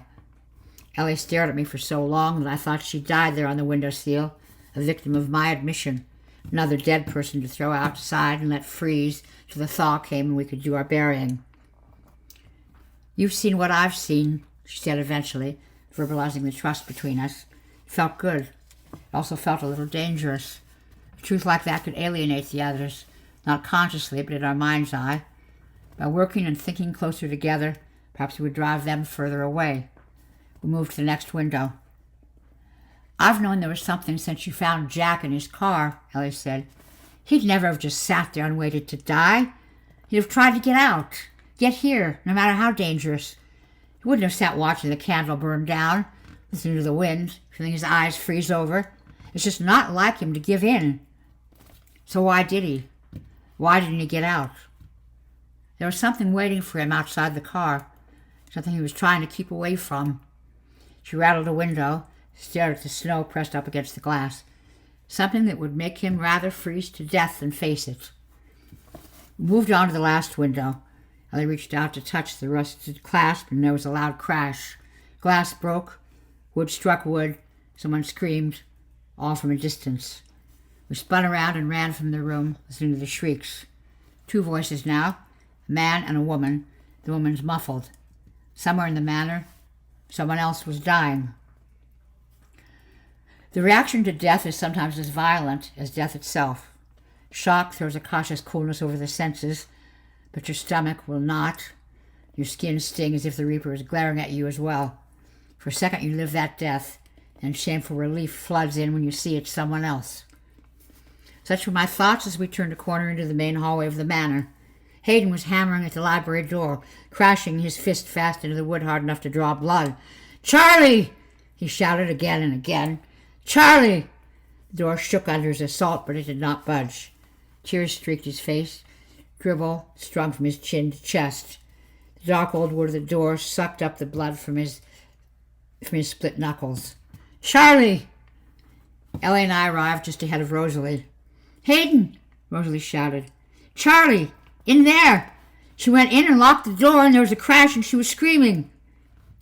Why did she? Rosalie began, but Ellie shushed us all with one wave of her hand. Silence. No screaming now, she said. Then we heard other noises through the door, faint and tremulous as if picked up from a distance along a bad telephone line. It sounded like chewing, bones snapping, flesh ripping. I could not believe what I was hearing. At the same time, I remembered the bodies of Boris and Brand. Suddenly, I did not want to open the door. I wanted to defy whatever it was laying siege to us here by ignoring the results of its actions. Forget Charlie. Continue checking the windows and doors. Deny whoever or whatever it was the satisfaction. Charlie, I said quietly. She was a small woman, fragile, strong but sensitive. She told me once, sitting at the base of the cliffs before it had begun to snow, how she loved to sit and watch the sea. Made her feel safe. Made her feel a part of nature. She'd never hurt anyone. Charlie. Hayden kicked at the door again, and I added my weight, shouldering into the tough old wood, jarring my body painfully with each impact. Ellie did the same, and soon we were taking it in turns. The noise continued between each impact, increased in volume if anything, and our assault became more frantic to cover them up. If the manor had not been so old and decrepit, we would never have broken in. The door was probably as old as all of us put together, but its surround had been replaced at some time in the past. Softwood, painted as hardwood, had slowly crumbled in the damp atmosphere. After a minute, the door burst in, frame splintering into the coldness of the library. One of the 3 big windows had been smashed. Shattered glass and snapped mullions hung crazily from the frame. The cold had already made the room its home, laying a fine sheen of frost across the thousands of books, hiding some of their titles from view, as if to conceal whatever the tumultuous history they contained. Snow flurried in, hung around for a while, then chose somewhere to settle.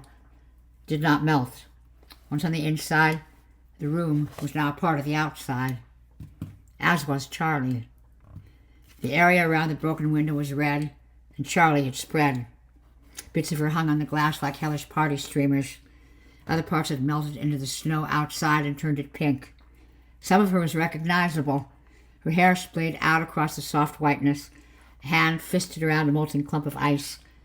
Other parts had never been seen before, because they'd always been on the inside. I leaned over and puked. My vomit cleared a space of frost on the floor, so I did it again, moving into the room. My stomach was in agonized spasms, but I enjoyed seeing the white sheen vanish, as if I was claiming the room back for a time. Then I went to my knees and tried to forget what I'd seen, shake it from my head, pound it from my temples. I felt hands close around my wrists to stop me from punching myself. I fell forward and struck my forehead on the cold timber floor. If I could forget, if I could drive the image away, perhaps it would no longer be true. But there was the smell, the steam rising from the open body and misting what glass remained. Charlie's last breath. "Shut the door," I shouted. "Nail it shut! Quickly!" Elliot helped me from the room, and now Hayden was pulling out the broken inn door to try to close it again. Rosalie came back from the dining room with a few splintered floorboards, her face pale, eyes staring somewhere no one else could see. "Hurry!" I shouted.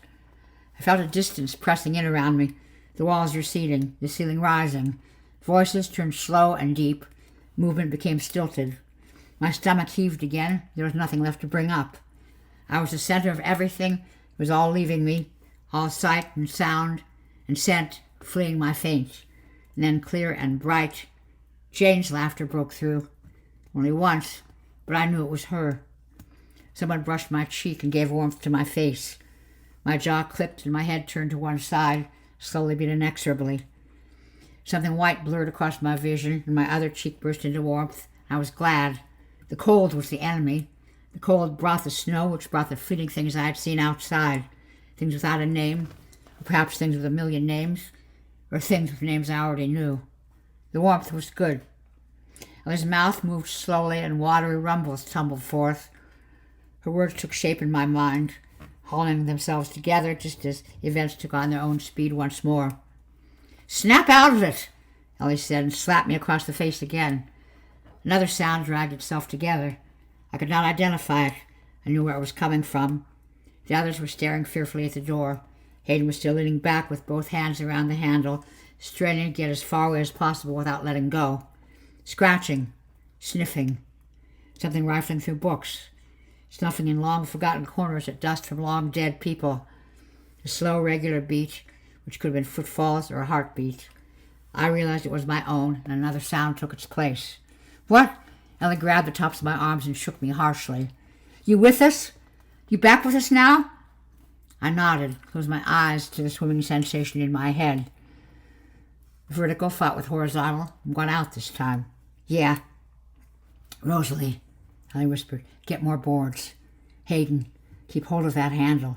Just keep hold." She looked at me. "Hand me the nails as I hold my hand out. Now listen. Once I start banging, it may attract." "What are you doing?" I said. "Nailing the bastards in."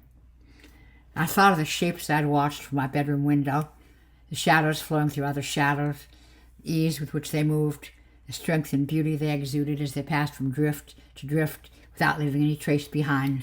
I laughed. "Do you think you can keep them in?" Rosalie turned a fearful face my way. Her eyes were wide, her mouth hanging open as if readying for a scream. "You think a few nails will stop them?" "Just shut up," Ellie hissed. She slapped me around the face once more. This time I was all there. The slap was a burning sting rather than a warm caress. My head whipped around, and by the time I looked up again, Ellie was heaving a board against the door, steadying it with one elbow, weighing a hammer in the other hand. Only Rosalie looked at me. What I'd said was still plain on her face. The chance that whatever had done these foul things would find their way in, take us apart as it had done to Boris and Brand and now to Charlie. I could say nothing to comfort her.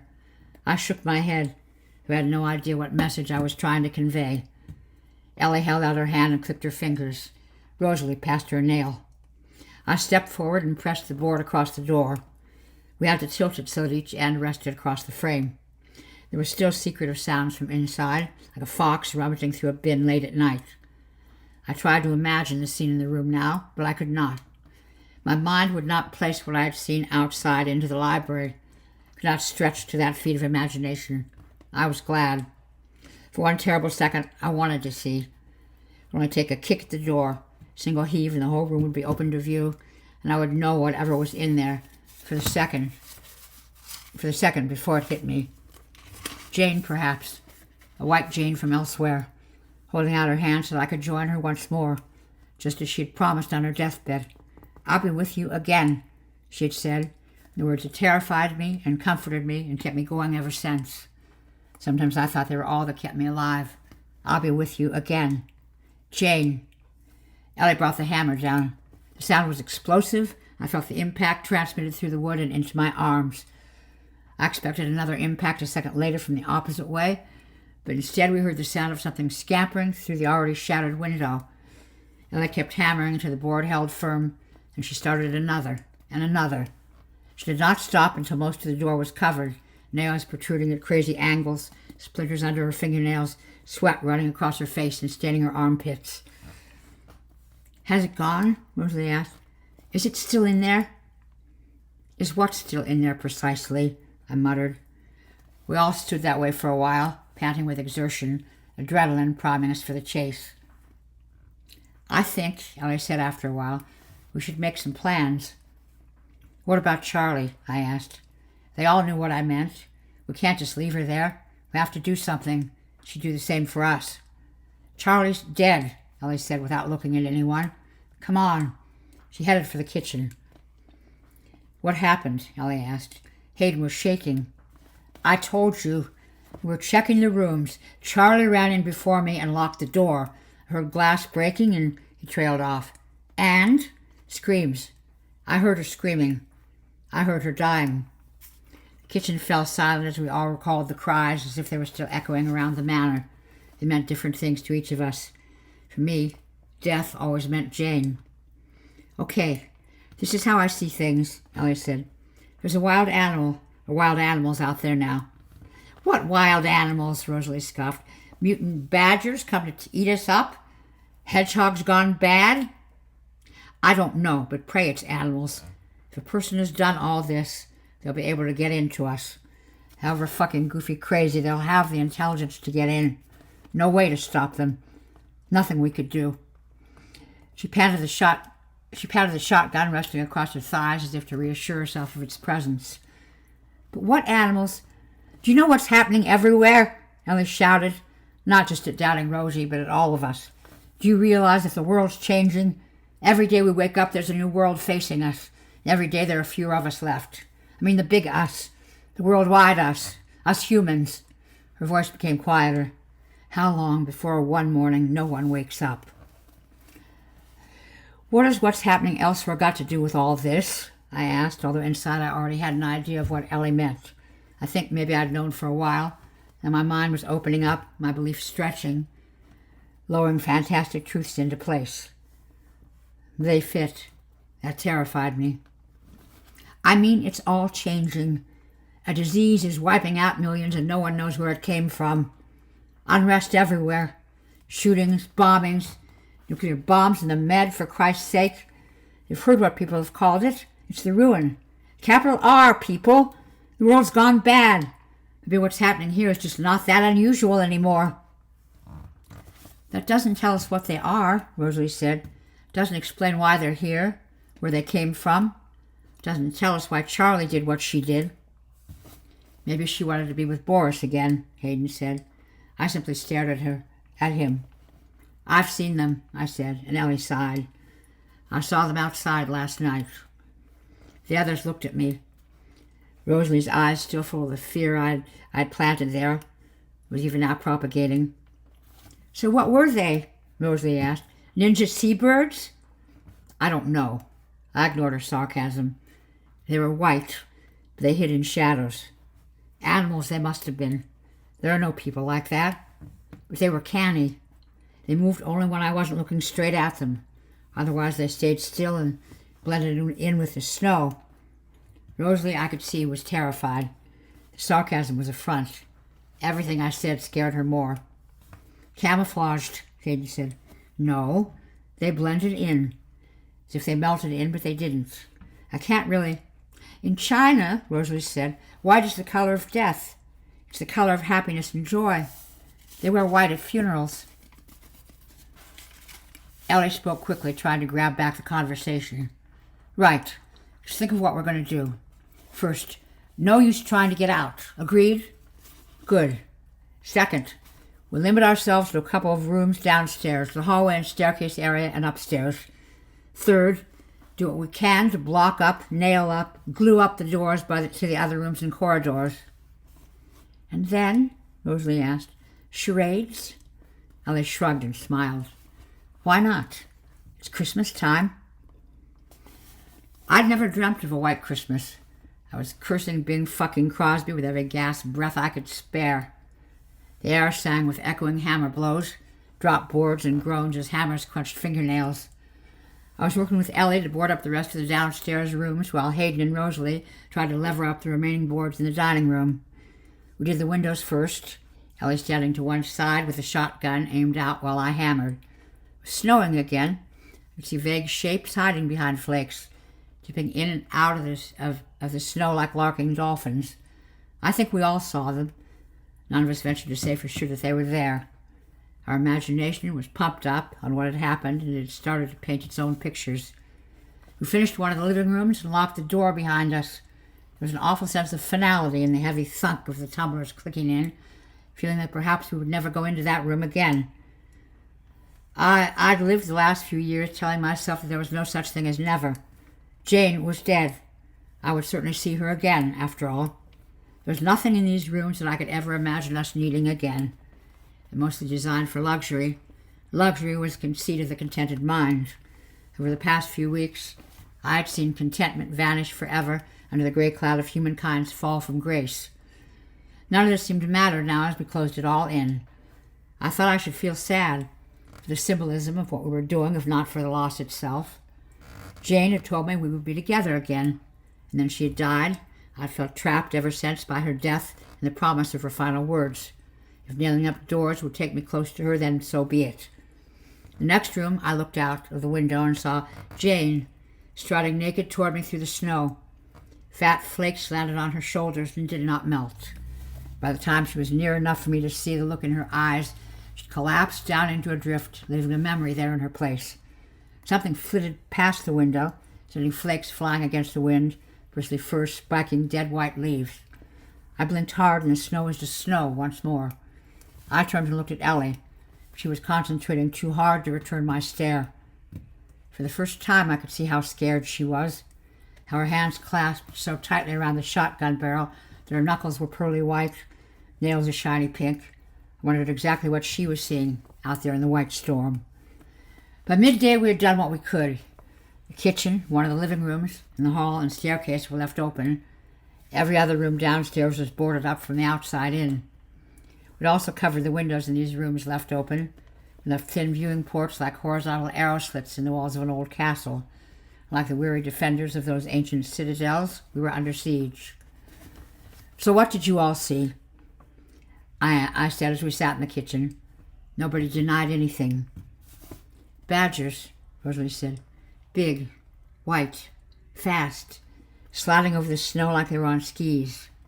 Demon badgers from hell." She joked, but it was obvious she was terrified. "Not badgers," Ellie cut in. "Deer, but wrong. Deer with scales, or something. All wrong." "Hayden, what did you see?" He remained hunched over the cooker, stirring a weak stew of old vegetables and stringy beef. "I didn't see anything." I went to argue with him, but realized he was probably telling the truth.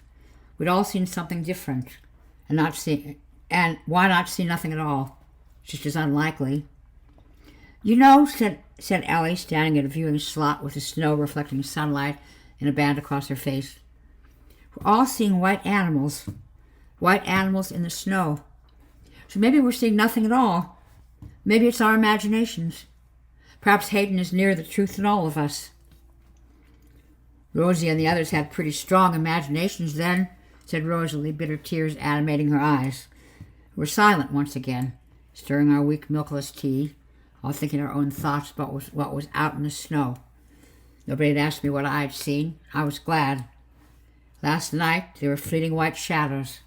Today, I had seen Jane as well. The Jane I had known was not really there, even as I watched her coming at me through the snow. "I'll be with you again." "In China, white is the color of death," Ellie said. She spoke at the boarded windows, never for an instant glancing away. Her hands held onto the shotgun as if it had become one with her body. I wondered what she'd been in the past. "I have a history," she'd said. "White, happiness and joy." "It was the color of mourning for the Victorians," I added. "And we're in a Victorian manor." Hayden did not turn around as he spoke, but his words sent our imagination scurrying. "We're all seeing white animals," Ellie said quietly, "like white noise. All tones, all frequencies. We're all seeing different things as one." "Oh," Rosalie whispered. "Well, that explains a lot." I think I could see where Ellie was coming from. At least I was looking in the right direction. "White noise is used to mask other sounds," I said. Ellie only nodded. "There's something else going on here." I sat back in my chair and stared up, trying to divine the truth in the patchwork mold on the kitchen ceiling. "We're not seeing it all." Ellie glanced away from the window just for a second. "I don't think we're seeing anything." Later we found some more of what was happening. We went to bed. Doors opened in the night.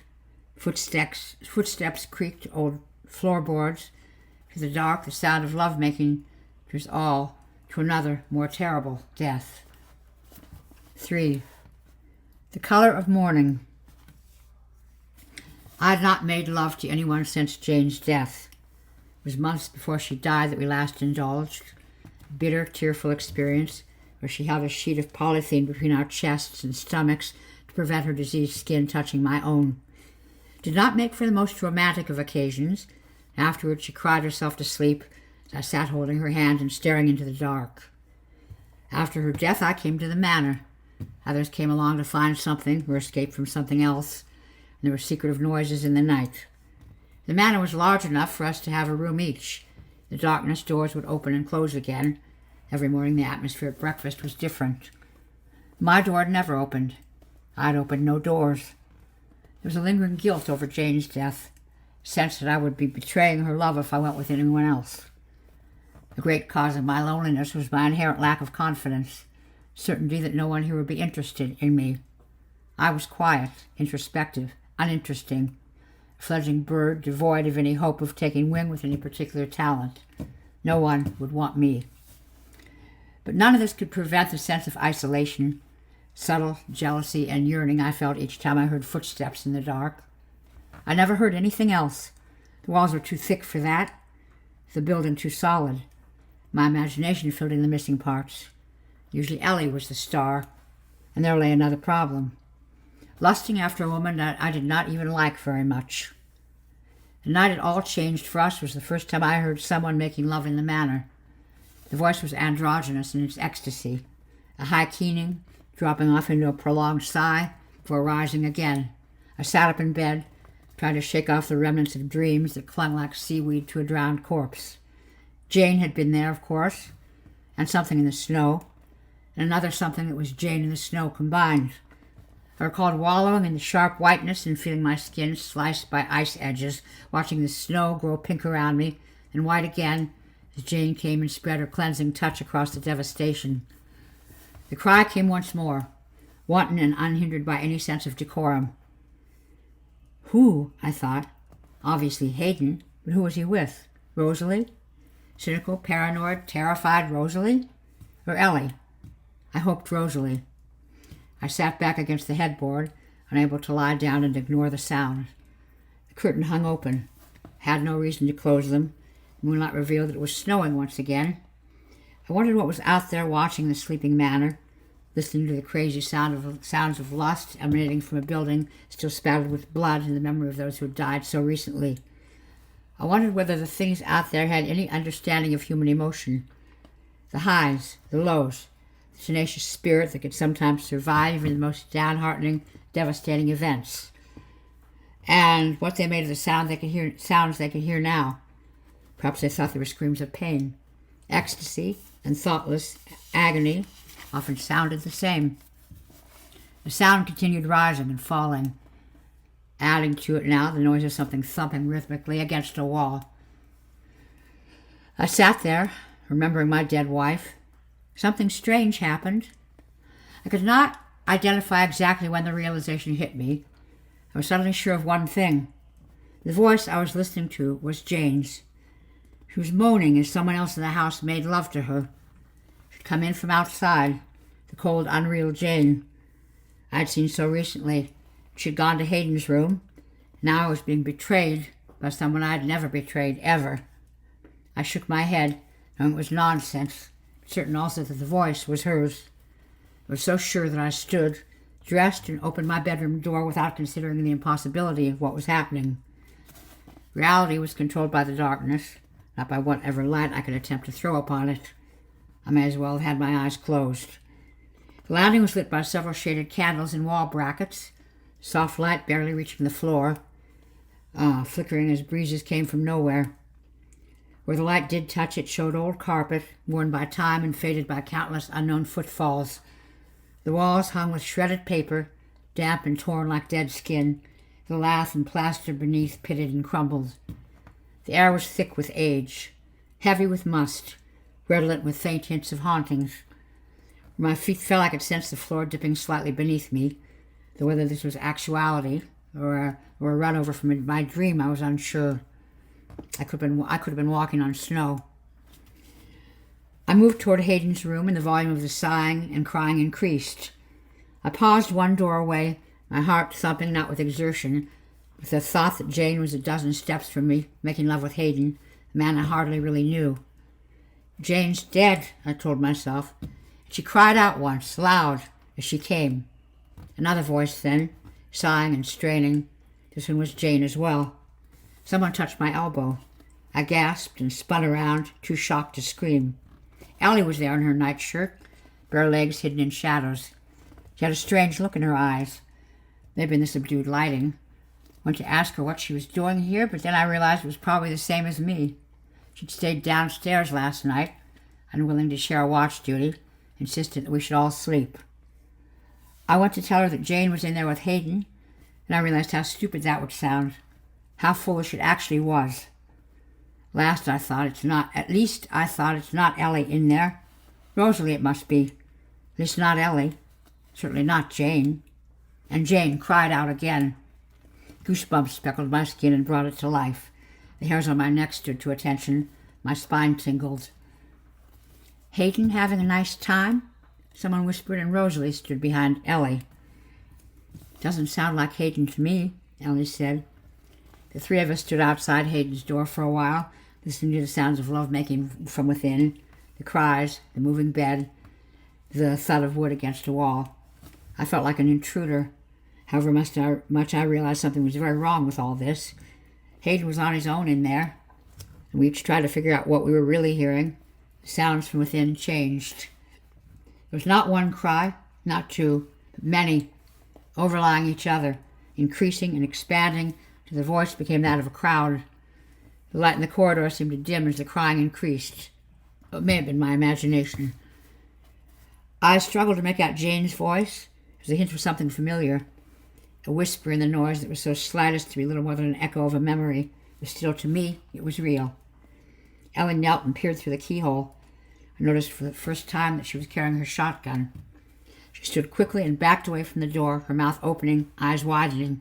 "It's Hayden," she said aghast, and she fired at the door handle and lock. The explosion tore through the sounds of ecstasy, left them in shreds. They echoed away like streamers in the wind, to be replaced by the lonely moan of a man's voice, pleading not to stop. It was so wonderful, so pure, so alive. The door swung open. None of us entered the room. We could not move. Hayden was on his back on the bed, surrounded by the whites from outside. I'd seen them as shadows against the snow, little more than pale phantoms, but here in the room they stood out bright and definite. There were several of them. I could not make out an exact number because they squirmed and twisted against each other and against Hayden. Diaphanous limbs stretched out and wavered in the air, arms or wings or tentacles, tapping at the bed, in the wall, and the ceiling, leaving spots of ice like ink on blotting paper wherever they touched. I could see no real faces, but I knew the things were looking at me. Their crying and sighing had ceased, but Hayden's continued. He moved quickly and violently, thrusting into the malleable shape that still straddled him, not yet noticing our intrusion, even though the shotgun blast still rang in my ears. He continued his penetration. Slowly the white lifted itself away. He raised his head and looked straight at us between his knees. Looked through one of the things, but flipped itself easily across the bed. The air stank of sex and something else. Something cold and old and rotten, frozen forever, only now experiencing a hint of thaw. "Oh, please," he said. Whether he spoke to us or the constantly shifting shapes, I could not tell. I tried to focus on the whites, but the whites were minutely out of phase with my vision, shifting to and fro too quickly for me to concentrate. I thought I saw a face, but it may have been a false display of shadows thrown as the shape turned and sprang to the floor. I searched for something I knew. An arm kicked slightly from an old break, a breast with a mole near the nipple. A smile turned wryly down at the thought at the edge, and I realized I was looking for Jane. Even in all this mess, I thought she may be here. "I'll be with you again," she had said. I almost called her name. Ellie lifted the shotgun and shouted the moment once more. It broke out once, loud. Everything happened so quickly.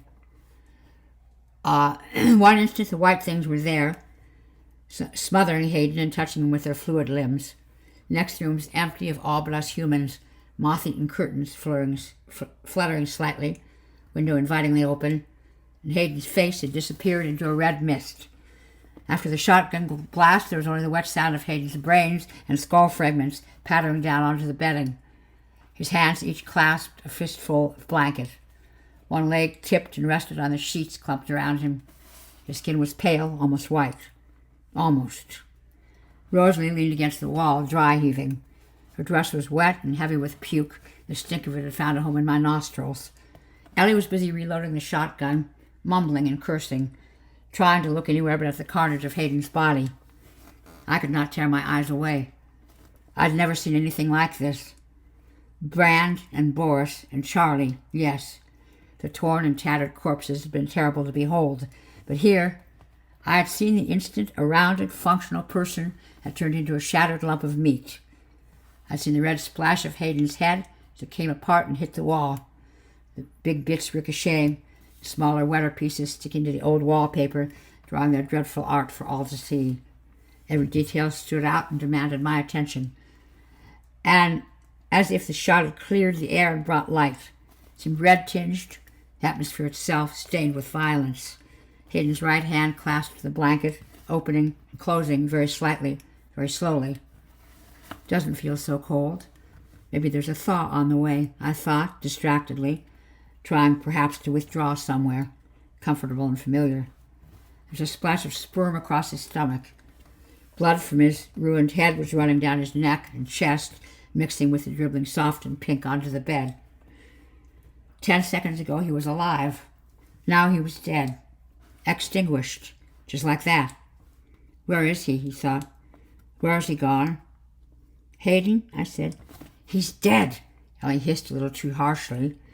I can see that. But his hand still moved, slowly, slightly. Something was happening at the window. The curtains were still now, but there was a definite sense of movement in the darkness beyond. I caught it from the corner of my eye as I stared at Hayden. Rosalie, go get some boards, Ellie whispered. You killed Hayden, Rosalie spat. She coughed up the remnants of her last meal that hung on her chin like wet boils. You blew his head off. You shot him. What the hell? What's going on? What's happening here? I don't know. The things are coming back in, Ellie said. She shouldered the gun, leaned through the window, and fired at the window. Stray shots plucked at the curtains. There was a cessation of noise from outside, then a rustling, slipping, sliding. Sounded like something flopping around in snow. Go and get the boards, you two. Rosalie stumbled noisily along the corridor toward the staircase. You killed him, I said lamely. He was fueling them, Ellie shouted, then quieter. I didn't mean to. She looked at the body on the bed, only briefly, long enough for me to see that her eyes narrowed and her lips squeezed tight. He was fucking them. His fault. What were they? What the hell? I've never seen any animals like that. Ellie grabbed my biceps and squeezed hard, eliciting an unconscious yelp. She had fingers like steel nails. They aren't animals, she said. They aren't people. Help me with the door. Her tone invited no response. She aimed the gun at the open window for as long as she could while I pulled the door shut. The shotgun blast had blown the handle away. I could now see how we would be able to keep it. I did not see how we would be able to keep it shut should the whites return. We stood that way for a while, me hunkered down with 2 fingers through a jagged hole in the door to try to keep it closed. Ellie standing slightly back, aiming the gun at the popped wood. I wondered whether I'd end up getting shot if the whites chose this moment to climb back into the room and launch themselves at the door. Banging and cursing mocked Rosalie's return. She carried several snapped floorboards, the hammer, and nails. I held the boards up. Rosalie nailed, but it was now in Ellie's line of fire. Again, I wondered about Ellie and guns, about her history. I was glad when the job was done. We stepped back from the door and stood there silently, 3 relative strangers, trying to understand and come to terms with what we had seen. Without understanding, coming to terms was impossible. I felt a tear run down my cheek, then another. A sense of breathless panic settled around me, clasping me in cool hands and setting my heart racing. What do we do? I said. How do we keep these things out? They won't get through the boarded windows, Rosalie said confidently, doubt so evident in her voice. I remembered how quickly they had moved, how lithe and alert they had been to virtually dodge the blast from Ellie's shotgun. I held my breath. The others were doing the same. Noises. Clamoring and a soft whistling at first, then light thuds as something ran around the walls of the room, across the ceiling, bounding from the floor and the furniture. Then tearing, slurping, cracking, as the whites fed on what was left of Hayden. Let's go down, Ellie suggested. We're already backing away. Jane may be in danger, I thought, recalling her waving at me as she walked naked through the snow. If she was out there, Those things were out there as well. She would be at risk. She may not know. She may be too trusting. She may let them take advantage of her, abuse and molest her. Hayden had been enjoying it. He was not being raped. If anything, he was doing the raping. Even as he died, he'd been spurting ignorant bliss across his stomach. And Jane was dead. I repeated this over and over, whispering it, not caring if the others heard, certain they would take no notice. Jane was dead. Jane was dead. I suddenly knew for certain that the whites could smash in at any time, dodge Ellie's clumsy shooting and tear us to shreds in seconds. They could do it, but they did not. They scratched and tapped at windows, clambered around the house. They did not break in. Not yet. They were playing with us. Whether they needed us for food, fun, or revenge, it was nothing but a game. Ellie was smashing up the kitchen. She kicked open cupboard doors, swept the contents of shelves onto the floor with the barrel of a shotgun, sifted through them with her feet, then did the same to the next cupboard. First I thought it was blind rage, fear, dread. Then I saw that she was searching for something. What? I asked. What are you doing? Just a hunch. What sort of hunch? Ellie, we should be watching out. There's something moving out there, Rosalie said. She was looking through the slit in the boarded window. There's a band of moonlight across her eyes. Here, Ellie said triumphantly. She knelt and rooted around in the mess on the floor, shoving jars and cans aside, delving into a splash of spilled rice to find a small bottle. Bastard. The bastard. Oh, God, the bastard's been doing it all along. There's something out there in the snow, Rosalie said again, louder this time. It's coming to the manor. It's... Her voice trailed off, and I saw her stiffen, her mouth slightly open. Rosalie, I moved towards her, but she glanced at me and waved me away. It's okay, she said. It's nothing. Look. Ellie jammed a bottle down on the table and stood back for us to see. A bottle. Ellie nodded. She looked at me and tilted her head, waiting for me to see. While I was trying to realize what she was trying to say.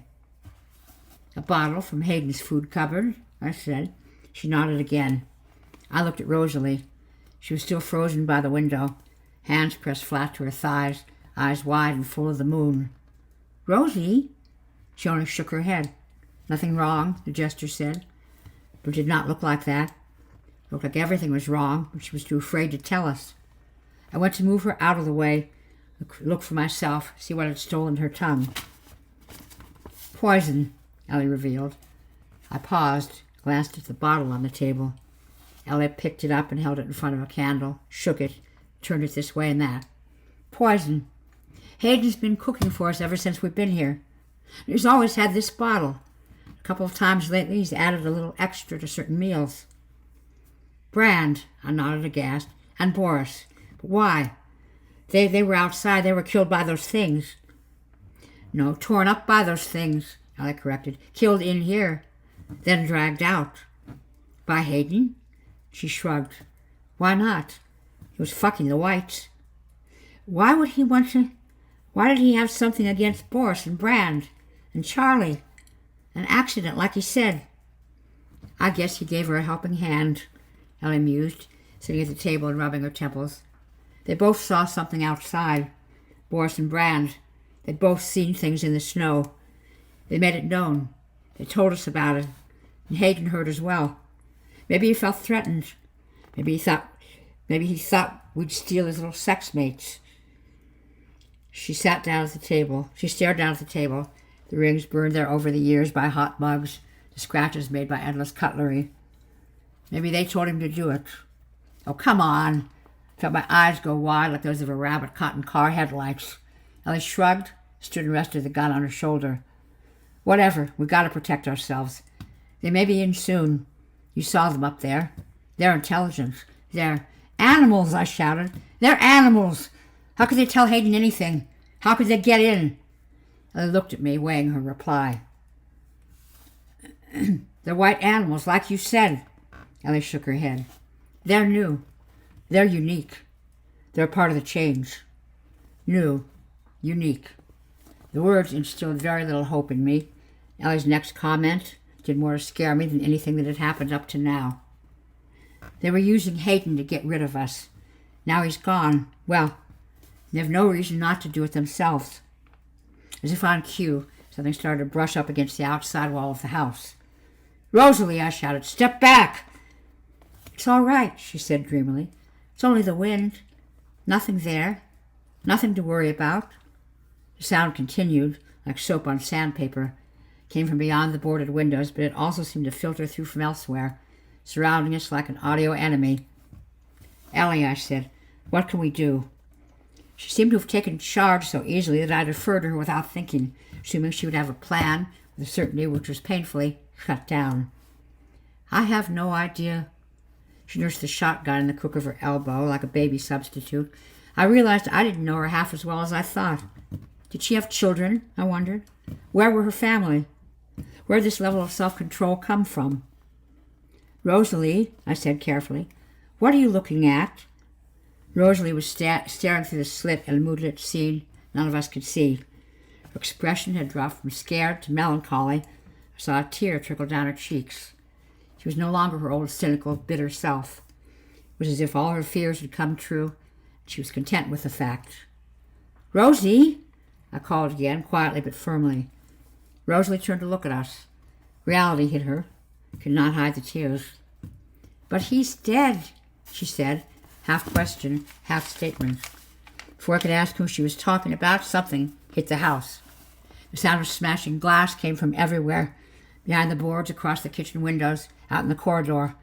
Muffled crashes from elsewhere in the dark manor. Rosalie stepped back from the slit, just as a long, shimmering white limb came in, glassy nails scratching for her face but ripping the air instead.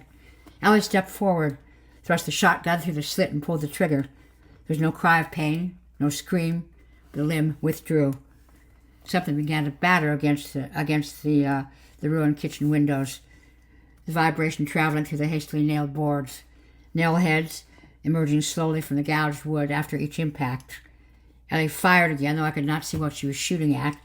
As she turned to reload, she avoided my questioning glance. "They're coming in," I shouted. "Can it?" Ellie said bitterly.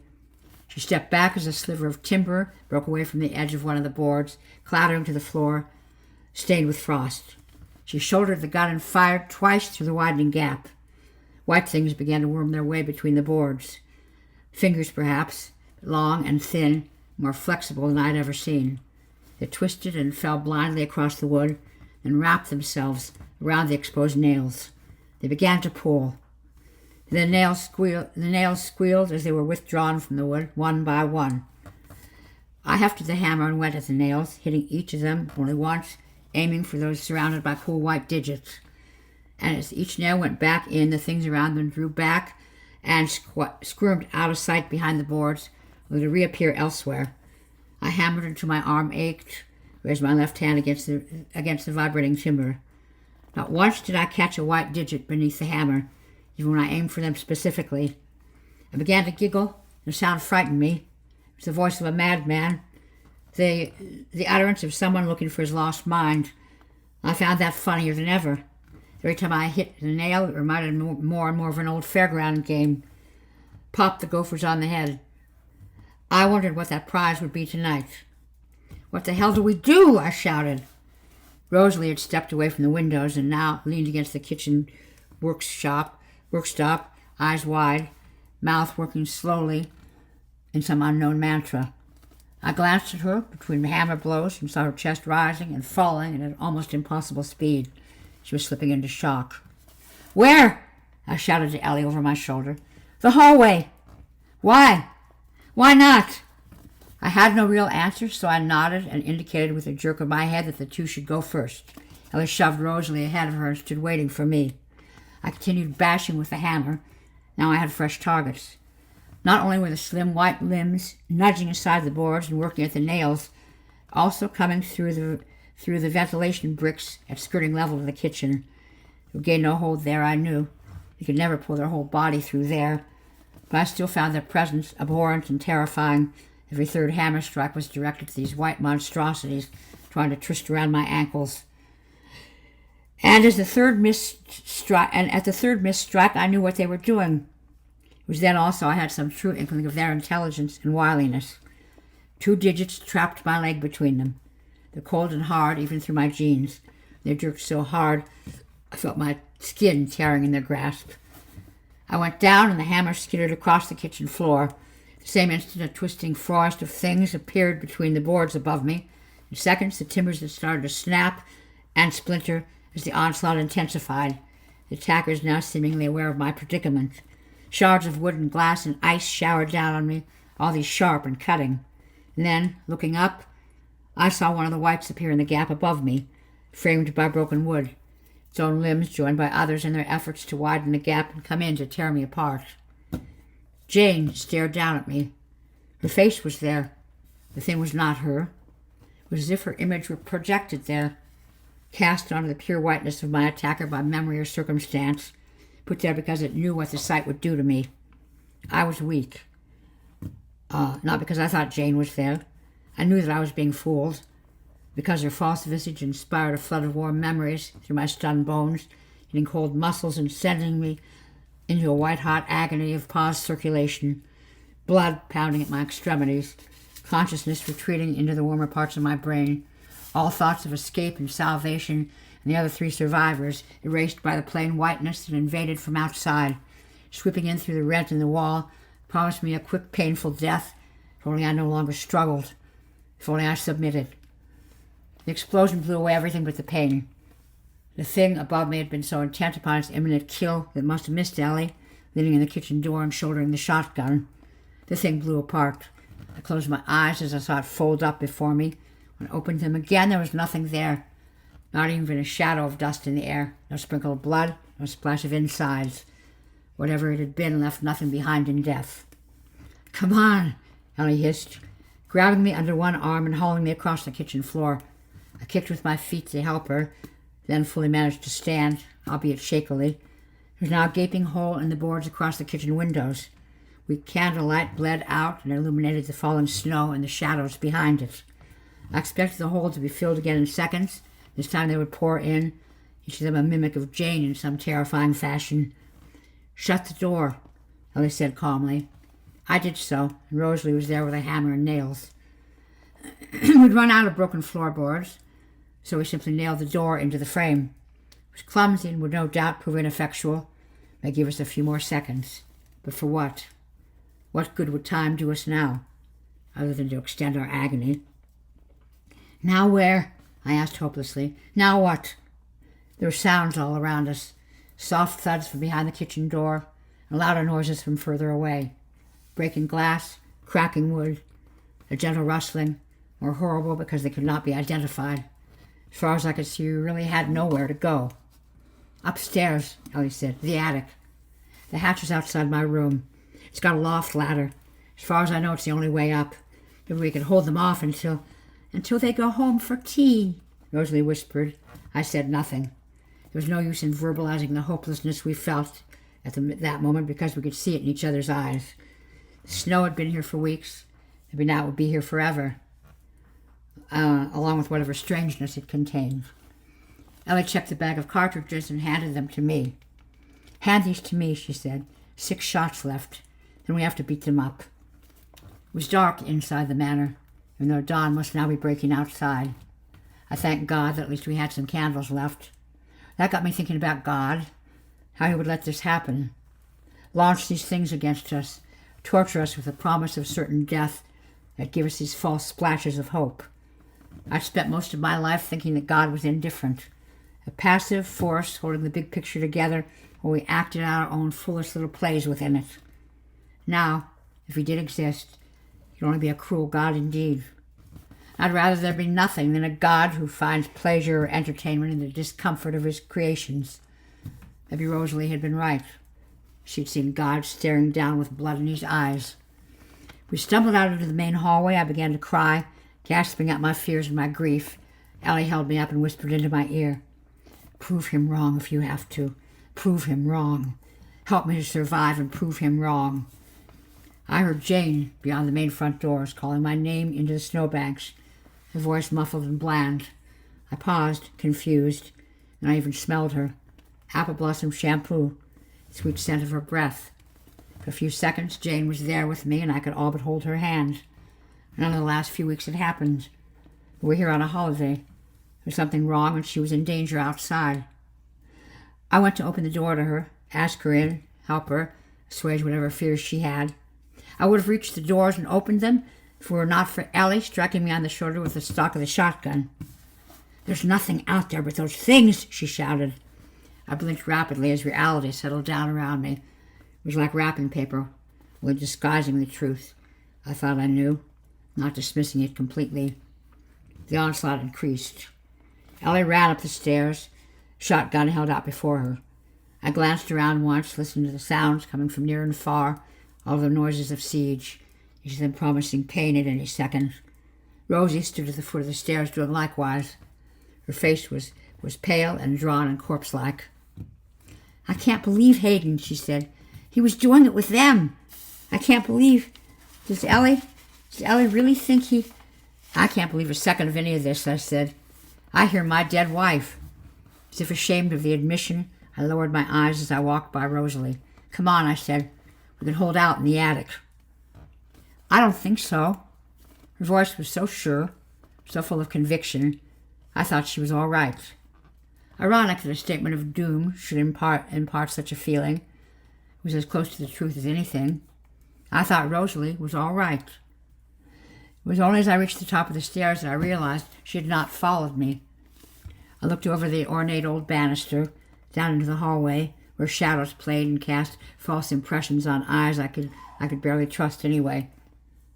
At first I thought I was seeing things, because Rosalie was not stupid. Rosalie was cynical and bitter, but never stupid. She would not do such a thing. She stood by the open front doors. Had I not heard her unbolting and opening them, I do not know, but there she was, a stark shadow against white, fluttering snow, dim daylight parting around her and pouring in. Other things came in, too, the whites, slinking across the floor and leaving paw prints of frost wherever they came. Rosalie stood with arms held wide in a welcoming embrace. She said something as the whites launched at her. I could not hear the individual words, but I sensed the tone. She was happy, as if she were greeting someone she had not seen for a very long time. And then they hit her and tore her apart in seconds. "Run!" I shouted, sprinting along the corridor, chasing Ellie's shadow. In seconds I was right behind her, pushing at her shoulders as if this would make her move faster. "Run, run, run!" She glanced back as she ran. "Where's Rosalie?" She opened the door, was all I needed to say. Ellie turned away and concentrated on negotiating a corner of the corridor. From behind me I heard the things bursting in all around.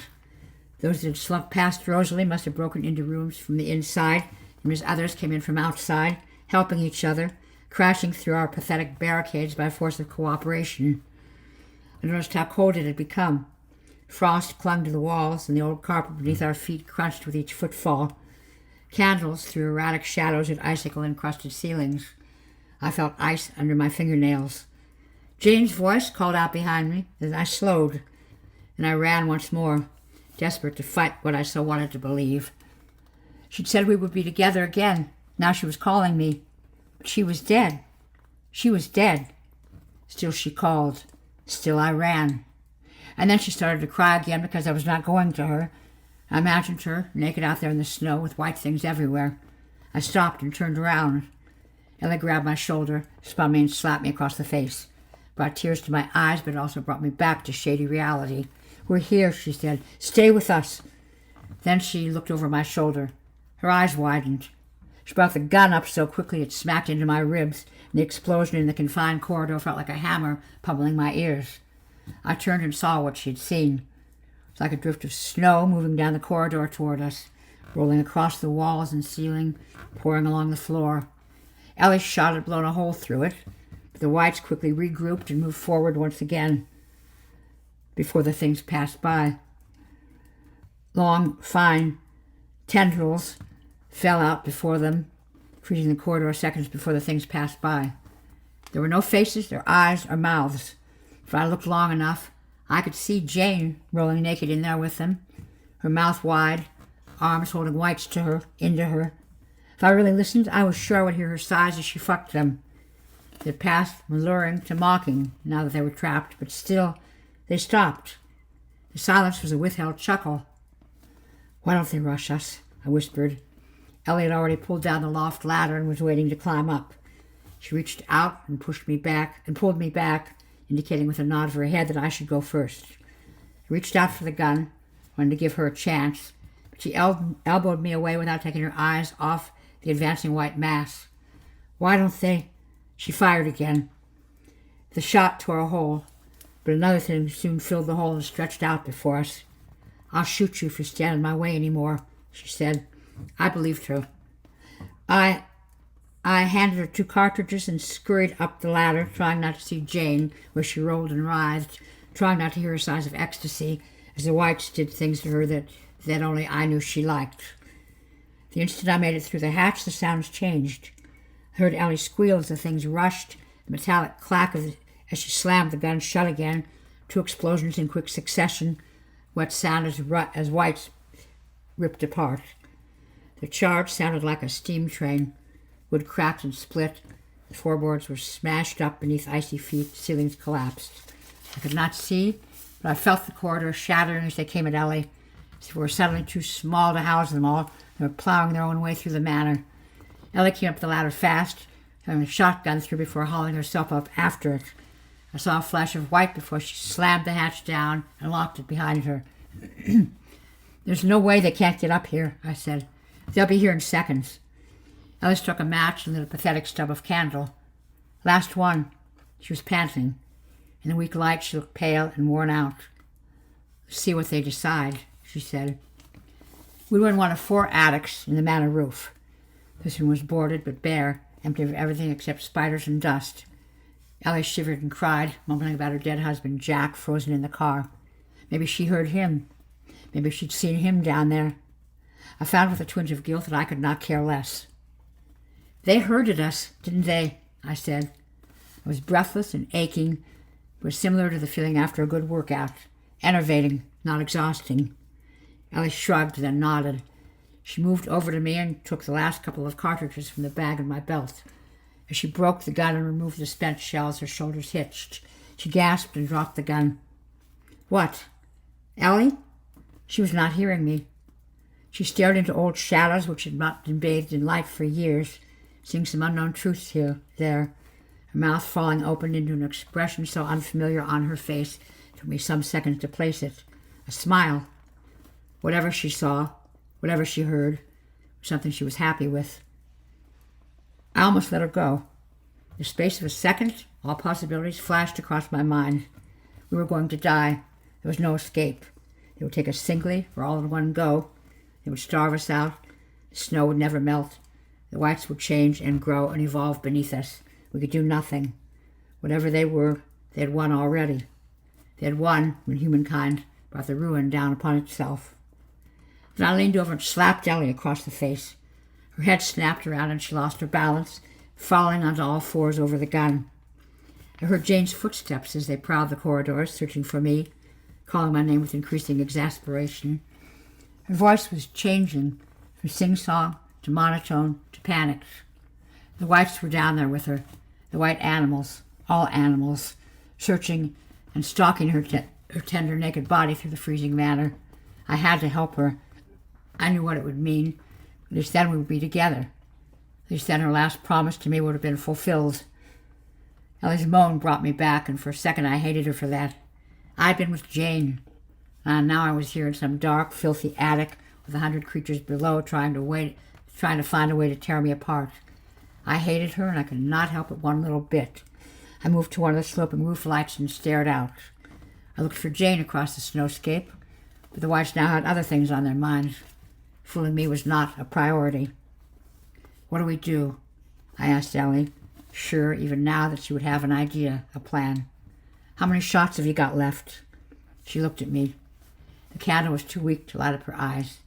"Enough." Before I even realized what she was doing, she'd flopped the shotgun over, wrapped her mouth around the twin barrels, reached down, curved her thumb through the trigger guard, and blew her brains into the air. It's been over an hour since Ellie killed herself and left me on my own. In that time, snow had been blown into the attic to cover her body from view. Elsewhere, it's merely a sprinkling. Ellie is little more than a white hump on the floor now, the mess of her head a pink splash across the ever-whitening boards. At first the noise from downstairs was terrific. The whites raged and ran and screamed. I curled into a ball and tried to prepare myself for them to smash through the hatch and take me apart. I even considered the shotgun. There's one shot left. But Ellie was brave. Ellie was strong. I don't have that strength. Besides, there's Jane to think of. She's down there now, I know, because I've not heard a sound for 10 minutes. Outside it is snowing heavier than I've ever seen. Must be 10 feet thick, and there's no movement whatsoever. Inside, below the hatch and throughout the manor, the room sealed and broken open. The whites must be waiting. Here and there, Jane will be waiting with them, for me, so that I can be with her again.